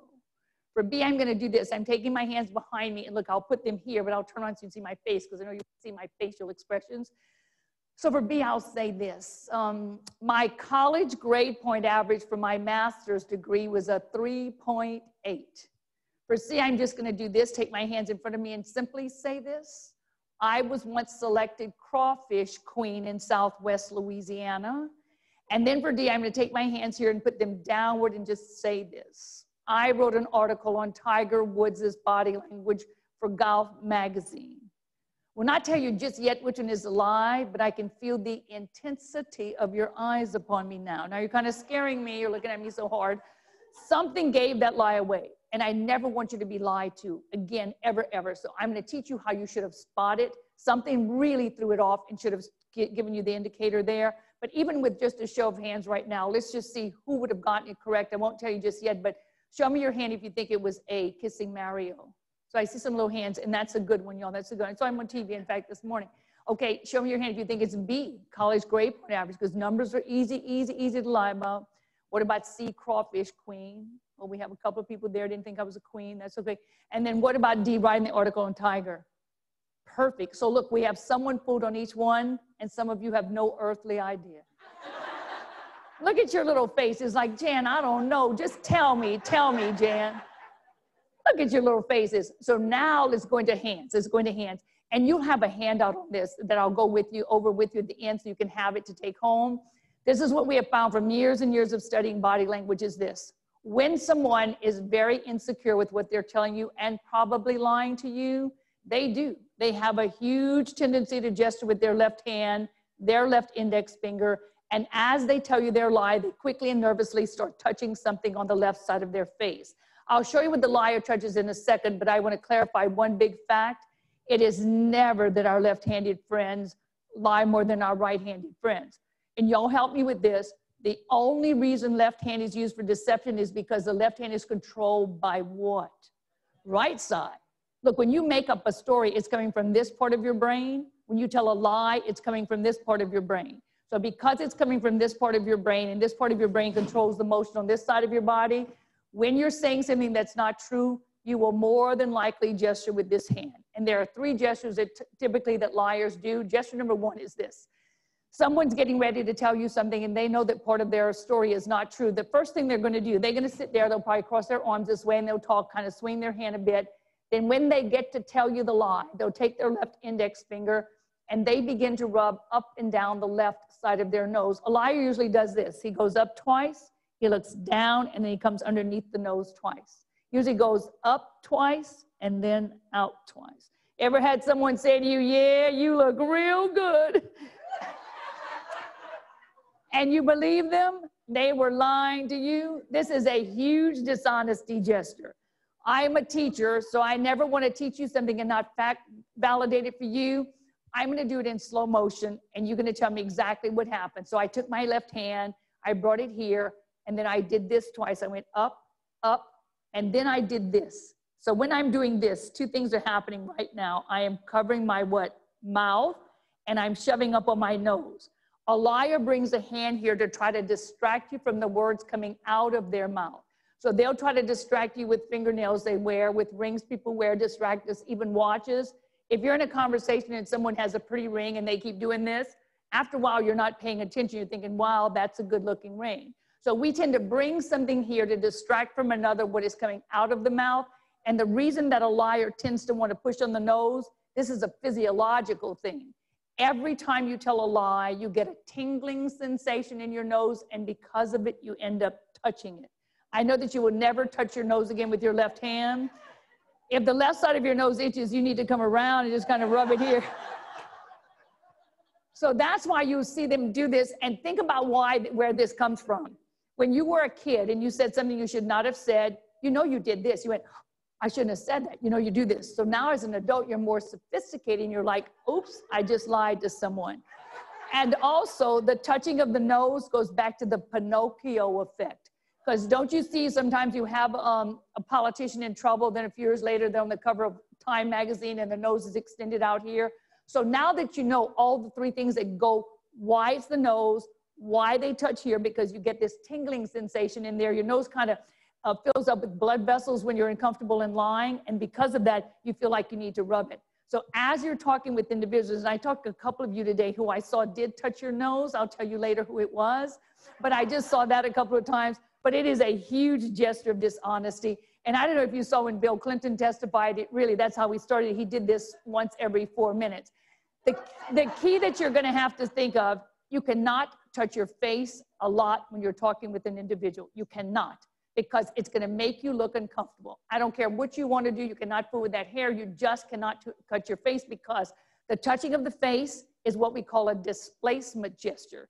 Any gesture that's done that's not necessary, maybe someone doing this, that is not a necessary gesture. Someone doing this, that's probably not a necessary gesture. Someone pulling pieces of imaginary lint off of their clothing. Those are all what we call displacement gestures. So if you're in a conversation with someone and they're doing all of these things, they're so distracting, and they're doing those to distract you from the words. They're hoping that you look at all these other parts instead. So now that you know that this is lying gesture number one, can you have some fun with that when you get home? Just tell your spouse you're the best looking thing I've ever seen, and they'll believe you. Let me give you dishonesty gesture 2 and dishonesty gesture 3. All major dishonesties, the left hand comes back to the left side of the face. You know that dishonesty gesture number 2 is this. Someone takes the left hand and left index finger, and they're talking with you, and they're tugging either on the corner of their left eye or right here on the upper cheek. When someone's doing this, it's as though they're thinking to themselves, do not see very clearly what I'm saying, because I'm not being fully truthful with you. And the way to catch them, and when they touch the eye, the way to catch them is that in their sentences, their descriptor words will have to do with sight. So they may rub the eye and they'll say, that looks real good. I see it clearly. So when they're lying and they're touching the eye, the wording that they use also has to do with visual. Now watch the third one. Again, the left hand comes back to the left side of the face, and now it is this. And I know you've had people have conversations with you and talk with you and do this. There is no sense that someone does this when they're talking with you. They're simply doing it. It's called a displacement. They're hoping that you look here and that you do not look here. And usually when they're rubbing on the ear, it's to say to you, do not hear very clearly what I'm saying, because I'm not being fully truthful with you. And when they touch the ear and they lie, their descriptive words while touching the ear have to do with hearing or sound. They might say, yeah, I hear it good. It sounds good to me. You see the wording that they will use here? Now, I think you understand why someone touches the nose, because they cover the mouth. But why would someone touch his eye when he lies? And why would someone touch his ear when he lies? Let me show you why that is so that you understand that. These two touches are based on a person's preferred method of learning. You hear in education, teachers will say that's a visual chow, that's an audio chow. It is the same thing. People who are visual learners, when they lie, they feel comfortable by touching their eye. People who are audio learners, when they're feeling uncomfortable about what they're saying, will feel comfortable and soothe themselves by touching their ear. Let me help you right now figure out if you're visual or audio. It's a quick experiment called chinners and cheekers. Just take your right hand and touch your right cheek. And I'll either have you touch your cheek or your chin so that you can see if you touch your ear or your eye. And not to make you feel uncomfortable, I won't look at you. I'll just look straight ahead. I'll just stare up there at the ceiling. So you ready with me? It's going to go fast. Ready? Let's touch our cheek, our chin, our cheek, our chin, our cheek, our chin, our chin, our chin, our cheek, our cheek, our chin, our cheek, our chin, our chin. Stop. Stay the way that you landed. Stay the way that you landed. Either way you landed is okay, because that lets me know how you like to learn. So if you ended up where I ended up, that means your little eyes never left me. So you're called a visual learner. If you ended up where I said, it means you're following more so what you hear, so you're called an audio learner. Look, if you're still doing this right now, I'm concerned about you. No, if you're still doing this, you're better off than another. So now that you found that out about you, so if you're visual, I don't want to say that you'd ever lie, but if you're visual and you're saying something you're really uncomfortable about, you do this. You will do this. My husband doesn't know that I'm visual. He should know by now. When I lie, I do this. I never touch my ear. I never. Some of you touch your ear when you're talking. It's because you're audio learners. Some of you touch your eye when you're talking, means you're visual learners. Another big gesture of dishonesty is unnecessary or pretend yawning. You ever see someone go, well, yeah, it looks good. You ever see someone do that? Anytime someone covers the mouth, it means they're going to cover information from you. So just think about that as you go in your handout. It's going to give you a lot more, but you can have some fun with these three. I want to give you an honesty gesture because cannot just tell you deception. Give you a few honesties. Honesty is done with the right hand, and the most, I guess, sincere gesture we've ever recorded is when that right hand comes here. So I know that you've seen someone do this and say, well, I had a great time with you, and you believe them. It is similar to the pledge. When the pledge, the fingers are together, and the honesty, look, y'all, they're like this. So when my hand is up here, just when you said this, and then bring it here, this is the honesty gesture, but it has to be that the palm is touching the chest. People who are going to lie to you will do this. You see, they'll do this just with the fingers. When it's not touching the palm, it's not a sincere gesture. When it's just the fingers, they know that this probably looks honest, so trying to do it, they'll do it wrong, and they'll do it this way. So now that you kind of know that, you're thinking, oh my gosh, what's my next conversation going to be like? I want to tell you out of my 4, which one was my lie. A was true. I kissed Mario, did a number of talk shows with Mario, any cute, big dimples.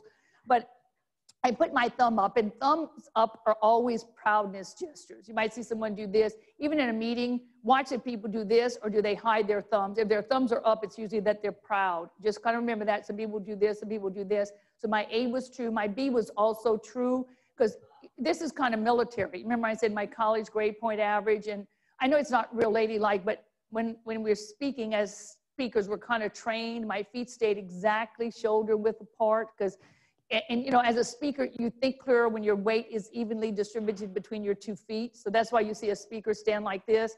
So you never want to be there and just go like this and like this. You look too wishy-washy. You got to kind of plant yourself, and it kind of helps you keep your thoughts right and then to even think. So this was honesty here. And then my third one, C, was my lie. I was never crawfish queen, but I am from Louisiana. I didn't tell you that at first, but I'm a raging Cajun from Louisiana. And I did this. Remember, I crossed my fingers here. Watch for adults who do excessive finger crossing when they're talking with you. You know, someone will talk and they'll cross and they'll cross. All this finger crossing goes back to when you were a kid and you did this, when you were ready to lie. So you never want to do that. And also when you're talking with individuals and you're on these virtual screens, you can never point like this with just one finger. That's a threat. Don't let people do that to you. If you're going to point, you can almost have to do it this way, kind of with your palm lifted upward, and say, do you want to come here? Instead of you come here, you'd say, you come here. It's much better received. And then lastly, I said I wrote the article on Tiger, and that's true. It was in Golf Magazine, took 16 different positions. You have the article? 16 different positions that he takes on the golf course. Nowhere else, just on the golf course, and kind of analyze that together. Now, I talked about a sock puller. Remember I said something about if a man pulls up his sock, I cannot let you go and not tell you what that is. In my books, and I wrote 5 books, each one addressed a different part. My first book is this one. It's Let Me See Your Body Talk. Isn't that a good name for a book in body language? Olivia Newton-John had a song, Let Me Hear Your Body Talk. Mine's Let Me See. So this is body language job interview, body language presentation skills, body language gender differences. My second book is Judge the Jury, and that's what we do in the courtroom, how to spot liars. My handwriting analysis is in here, and my facial analysis is in here. My doodles are in here too. My third book, though, is Love, body language of lovers. Signs that men and women do that say, oh, baby, get over here. So this one's here. I do this one with Steve Harvey. I don't know if you've ever seen me on Steve's show, but he is the wildest, craziest man I know. My fourth book is probably best for you because this is negotiation body language. It's called Strictly Business Body Language. It's just, and it has pictures. It took me 4 books to write in body language to say I needed to put some pictures in there. So this is every conceivable sitting, standing position you can think of. And then my last one is this one is poker face. It's the body language of poker players. Not that any of you are gamblers, but I'm a little bit of a gambler, so I wrote this book. Let's do a little bit of love. Let's do some love. Let me see if I can place this here and that they don't fall. I'm going to just talk to you for a few minutes about, from this book, the love book, Free Way of Love, just give you some signs that men do or ladies do that say, wow, this person looks really good. So when I studied body language, I thought, I cannot do something, you know, not talk about love, because every TV show was asking me to come on to see if this couple was lying to this couple. I did a Maury show, all of the shows. I never did a Who's the Baby's Daddy. I never did one of those. But mostly what they'd have me on there for is like a human lie detector. You know, maybe this lady was thinking her husband was running around, and so they were talking. So then I had to see what I could find in the gestures. Then they put my results up against the lie detector test. And of course, the body language is the same. It's about 100% exactly like the lie detector test would be. So yeah, I started with Ricky Lake show, Montel's, Maury's, all those crazy shows. And they always wanted to know about love. Okay, Jan, what are some gestures that ladies do that say, oh, he looks good? What are some gestures that men do? So I said, I guess I need to write a book on that. So I named the book Freeway of Love, because there was an old song on the freeway of love in my pink Cadillac. So I said, so when the reader gets the book, they can drive this little highway. So chapter 1, oh, you see someone who looks good. Chapter 2, now you're looking at them and they start looking at you. So there's a whole eye protocol there. Chapter 3, maybe you got brave and then you walk towards them. So since I had named the book a song, I thought I'll just name every chapter in the book a song. So chapter 1 in that book, it's titled Let's Get It On by Marvin Gaye. That is chapter 1. Love that song. Chapter 2 is about eyes. So I titled it The Look of Love. Don't you love that song? It was an old Sergio Mendes song. Chapter 3, they were getting closer to each other. I used Roberta Flack's The Closer I Get to You. It just goes downhill from there. There are 11 chapters. Things like love should have brought you home last night or crazy. But I did one chapter in the book about liars. It was chapter 7, and I titled it Smooth Operator by Sade. And what I did in chapter 7, I listed the 101 most often told lies that lovers tell each other. So I listed 101, but I bet all of you know it's lie number 1. What do you think is the first lie? It's a little bitty lie. It's nothing bad. Nothing bad, nothing bad. That lovers will tell each other when they first are dating. It's, I love you is lie number 2. It's a good lie. Lie number 10 is I've never done this kind of thing before. Lie number 1 is either I'll call you or I'll text you. That's the number 1 lie. We've all said it. Line age is number 4. Job is number 5. So let me give you a couple of gestures that a man would do or a lady would do that says, I think this person looks really good. I'll take men first. The number 1 courtship gesture in America. Ladies, if a man likes you and he doesn't know how to tell you that he likes you, men will always, when they're around you and they're nervous, they will always do this. They will always arrange their socks. Sock pulling is the number 1. I live in Texas. I see men digging cowboy boots for socks. It is the number 1. And sometimes I notice men will just try to, casually do it without you looking at it. Anytime they touch their sock, something you're doing is making them quite uncomfortable and they'd like to get to know you better. Think where it came from. You may hear one young man say to another, he'll say, you need to see this girl. She will knock your socks off. You will never look at sock pulling like you used to look. It is the number 1. Isn't it a cute one? Yeah. And I get on planes all the time and I see men pulling up their socks. It's a huge gesture that says they want to talk with you. Another one that I saw a couple of the guys today do, in fact, a guy might hold on to a Coca-Cola can and he's talking with a lady kind of nervous or talking with another man. What does he do when he's nervous around someone? He kind of squeezes a can and lets it go and squeezes a can. Every time he squeezes that can, he's thinking to himself, I'd like to squeeze you, baby. So you might want to watch the cans of the guys you see. And there are so many. Men preen, P-R-E-E-N, they'll fix their hair. They're fixing the tie is preening. What happened this afternoon? You see this? This is preening. This is courtship too. Even when they're doing this in front of you, when they're putting an arm in front of you, it's kind of protective. Anytime something's in front of you, it's not letting you fully receive the message. A big gesture that men do is this. Ladies, do not go near a guy if you see him doing this. He's like ready to pounce on that situation. There are hundreds. And for women, what's the number 1 gesture that women do when they find someone attractive? Everybody says it's hair. It's not hair. Hair is the 4th thing that a lady does. The very first thing a lady does, a lady always crosses her leg towards the person she feels is most attractive. Do not start looking underneath the table, but I just thought I would tell you that. So if we find someone next to us is attractive and we want them to notice us, do you know that we always cross towards them? Now, to let you know, once we've crossed towards you, we want you to think of maybe talking with us. That's when we start kind of doing this kick. And it's always a slow kick. It's never fast. A fast kick means impatience. A slow kick is like, yeah, you need to notice me right now because I think you're really good looking. And then the lady's number 1 gesture that says, please notice me, I like you, is still the dangling of the shoe. Women dangle their shoes, men pull up their socks. It goes back to the Cinderella effect. It goes back. Wedding cars originally was shoes that were hung behind them. Now it's cans and things of that sort. Then after she's done all that, that's when the girl gets into her hair. I know some of you probably do this first, but hair tossing is such, and then they turn it over, turn it back. But now that you know that touching the hair, and even when you do this, it means I'm hot under the collar. Something's bothering that person when they go all the way this way. But what was I going to say? Hair touching is a courtship, has to do with courtship and am I pretty enough for you? So during a business meeting, you cannot do that too much. It's going to underline everything you've said. You had a good question. Somebody had a good question. Yes, ma'am. What is it? But that's true, but I've seen them pull the hair off their legs if they don't have socks on. I'm kidding. I always say that, I don't know what they do, but they'll do something and they'll reach down, or sometimes they will retie a shoe. They usually go towards the feet. When they find that they'll go to their feet, do something, retie the shoe, take the shoe off, put it back on, or slip in and out of the slide. They'll do a lot of that too. Even in this book, I put a chapter on shoes, men's shoes and ladies' shoes, and then, whatever kind of shoe they wear usually tells you what kind of lover they are. It's kind of a crazy book. It's kind of wild. So in closing, because I know my time is just about up, so in closing, I want you have a test on your desk in front of you. Let me give you the answers to that test instead of you having to figure it out. Because I have them here and you can use it as a research. Did you have a good time?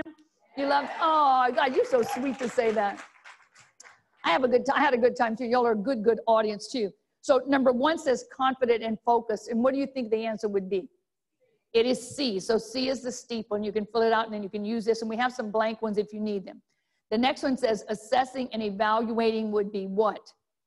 It would be F. It's stroking of the chin. Number 3 says superiority, authoritative, dominance, and territorial. And that is L. That's when the guy was sitting with his hands behind his head. So number 3 is L. We all know number 4. 4 says defensiveness, and that's the arms in front of my body. So that's what?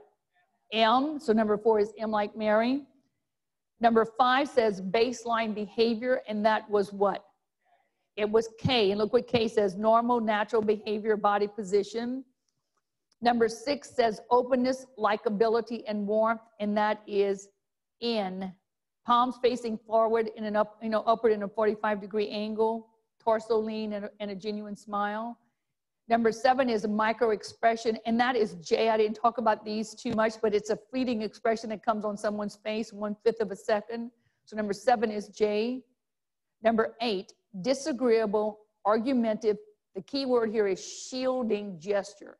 That is A. I want you to look at A. Sometimes a person will take a chair and look, I'm doing it here. They'll turn the chair around and put a leg on each side of the chair. And where's the back of the chair? It's right here against their shield, their chest, protecting them from receiving information. Don't let someone sit like that in a meeting with you. It means they're not taking in what you're saying. So number 8 is A like apple. Number 9 is displacement, pacifying gestures, and that's what? B. Look what B says. Constant adjustments to their clothing, their hair, their wristwatch, their necklace, their earrings. When someone does this, I'm sure you have conversations and they play with their ring this way. Prince Harry did this when he was talking, in fact. It usually means that they're insecure at that moment and they need to touch this object because they know it represents someone who does love them. So that's why you see someone doing this. It's kind of distracting. If someone is talking with you and they take their ring and then they take it off and they talk and they keep it here and then they put it back on, usually means they want to get out of the relationship that the ring represents. So I hope you don't see anybody doing that anytime soon. Okay, so what was that? That was number what? B? 9? Oh, okay. 10 says tension, pressure, anxiety, and stress, and that is H. Wringing of the hands, clenching of the fists, eye darts towards the exit of the room, and a torso shift, turning your whole body. Even on a virtual call, like I watched this attorney before me, she's really good and her points are really good. When she said something that she was uncomfortable with, before she answered, she'll usually change the torso, she'll do what's called a torso shift. So when you see someone talking with you this way and you ask them a question, then before they answer, they'll kind of turn their torso one way or the other. It's a little sign of discomfort at the moment, but I thought she was great. Didn't she give good information? I'm worried about the cat coming into the house. Number 11 says context, congruence, and clusters, and that's your 3 C's. So the answer here is G. So at least you have those in your memory bank. Number 12 says deception, and that is E, touching the left eye, left ear, any kind of eye block. 13 says trust, cooperation, collaboration, that is D. verbal mirroring, using wording that your client uses, and facial feedback, smiling back at them, nodding your head when they're talking with you. That is all creating trust, cooperation, collaboration. Number 14 says sincerity and truthfulness, and that is, oh, my right hand to my heart. And number 15, belligerence and arrogance, and that is I. It's this. That someone keeps their chin up too long. It's as though they're looking, they're putting their nose down at you. So in closing, my website is just my name. My website's my name, janhargrave.com. And I do, my friend Cindy has some books of mine. I have some books with me, and I give pink glasses with the books. Were you wondering why these people have these pink glasses on? I've always worn pink glasses, and so I thought, well, let me just bring them and give them to people too. And those of you who have one, we can take a picture with a lot of people with pink glasses on. Even if you just want a pair, I'll give you one. But I usually end my speeches like this. You ready? I usually say, oh, you've been terrific. No. You've been terrific. I hope you had a good time with me. Thank you so much. I'm going to see each one of you individually. Thank you. Thank you, my friends.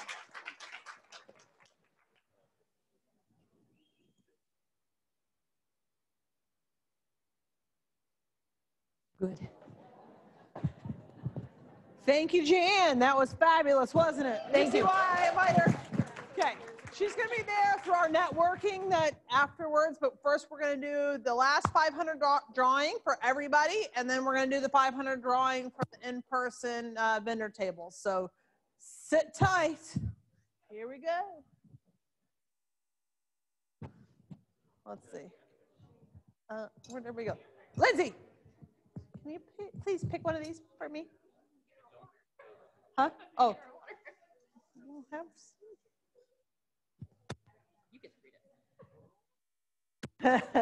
I know this person is here. Lynn Welpley, Space Coast Association of Realtors. The big 500 buckaroos. Woo! Thank you, all my Zoomies, for joining us today. We appreciate you. Hopefully we'll see you in person soon. Bye-bye. We're signing off.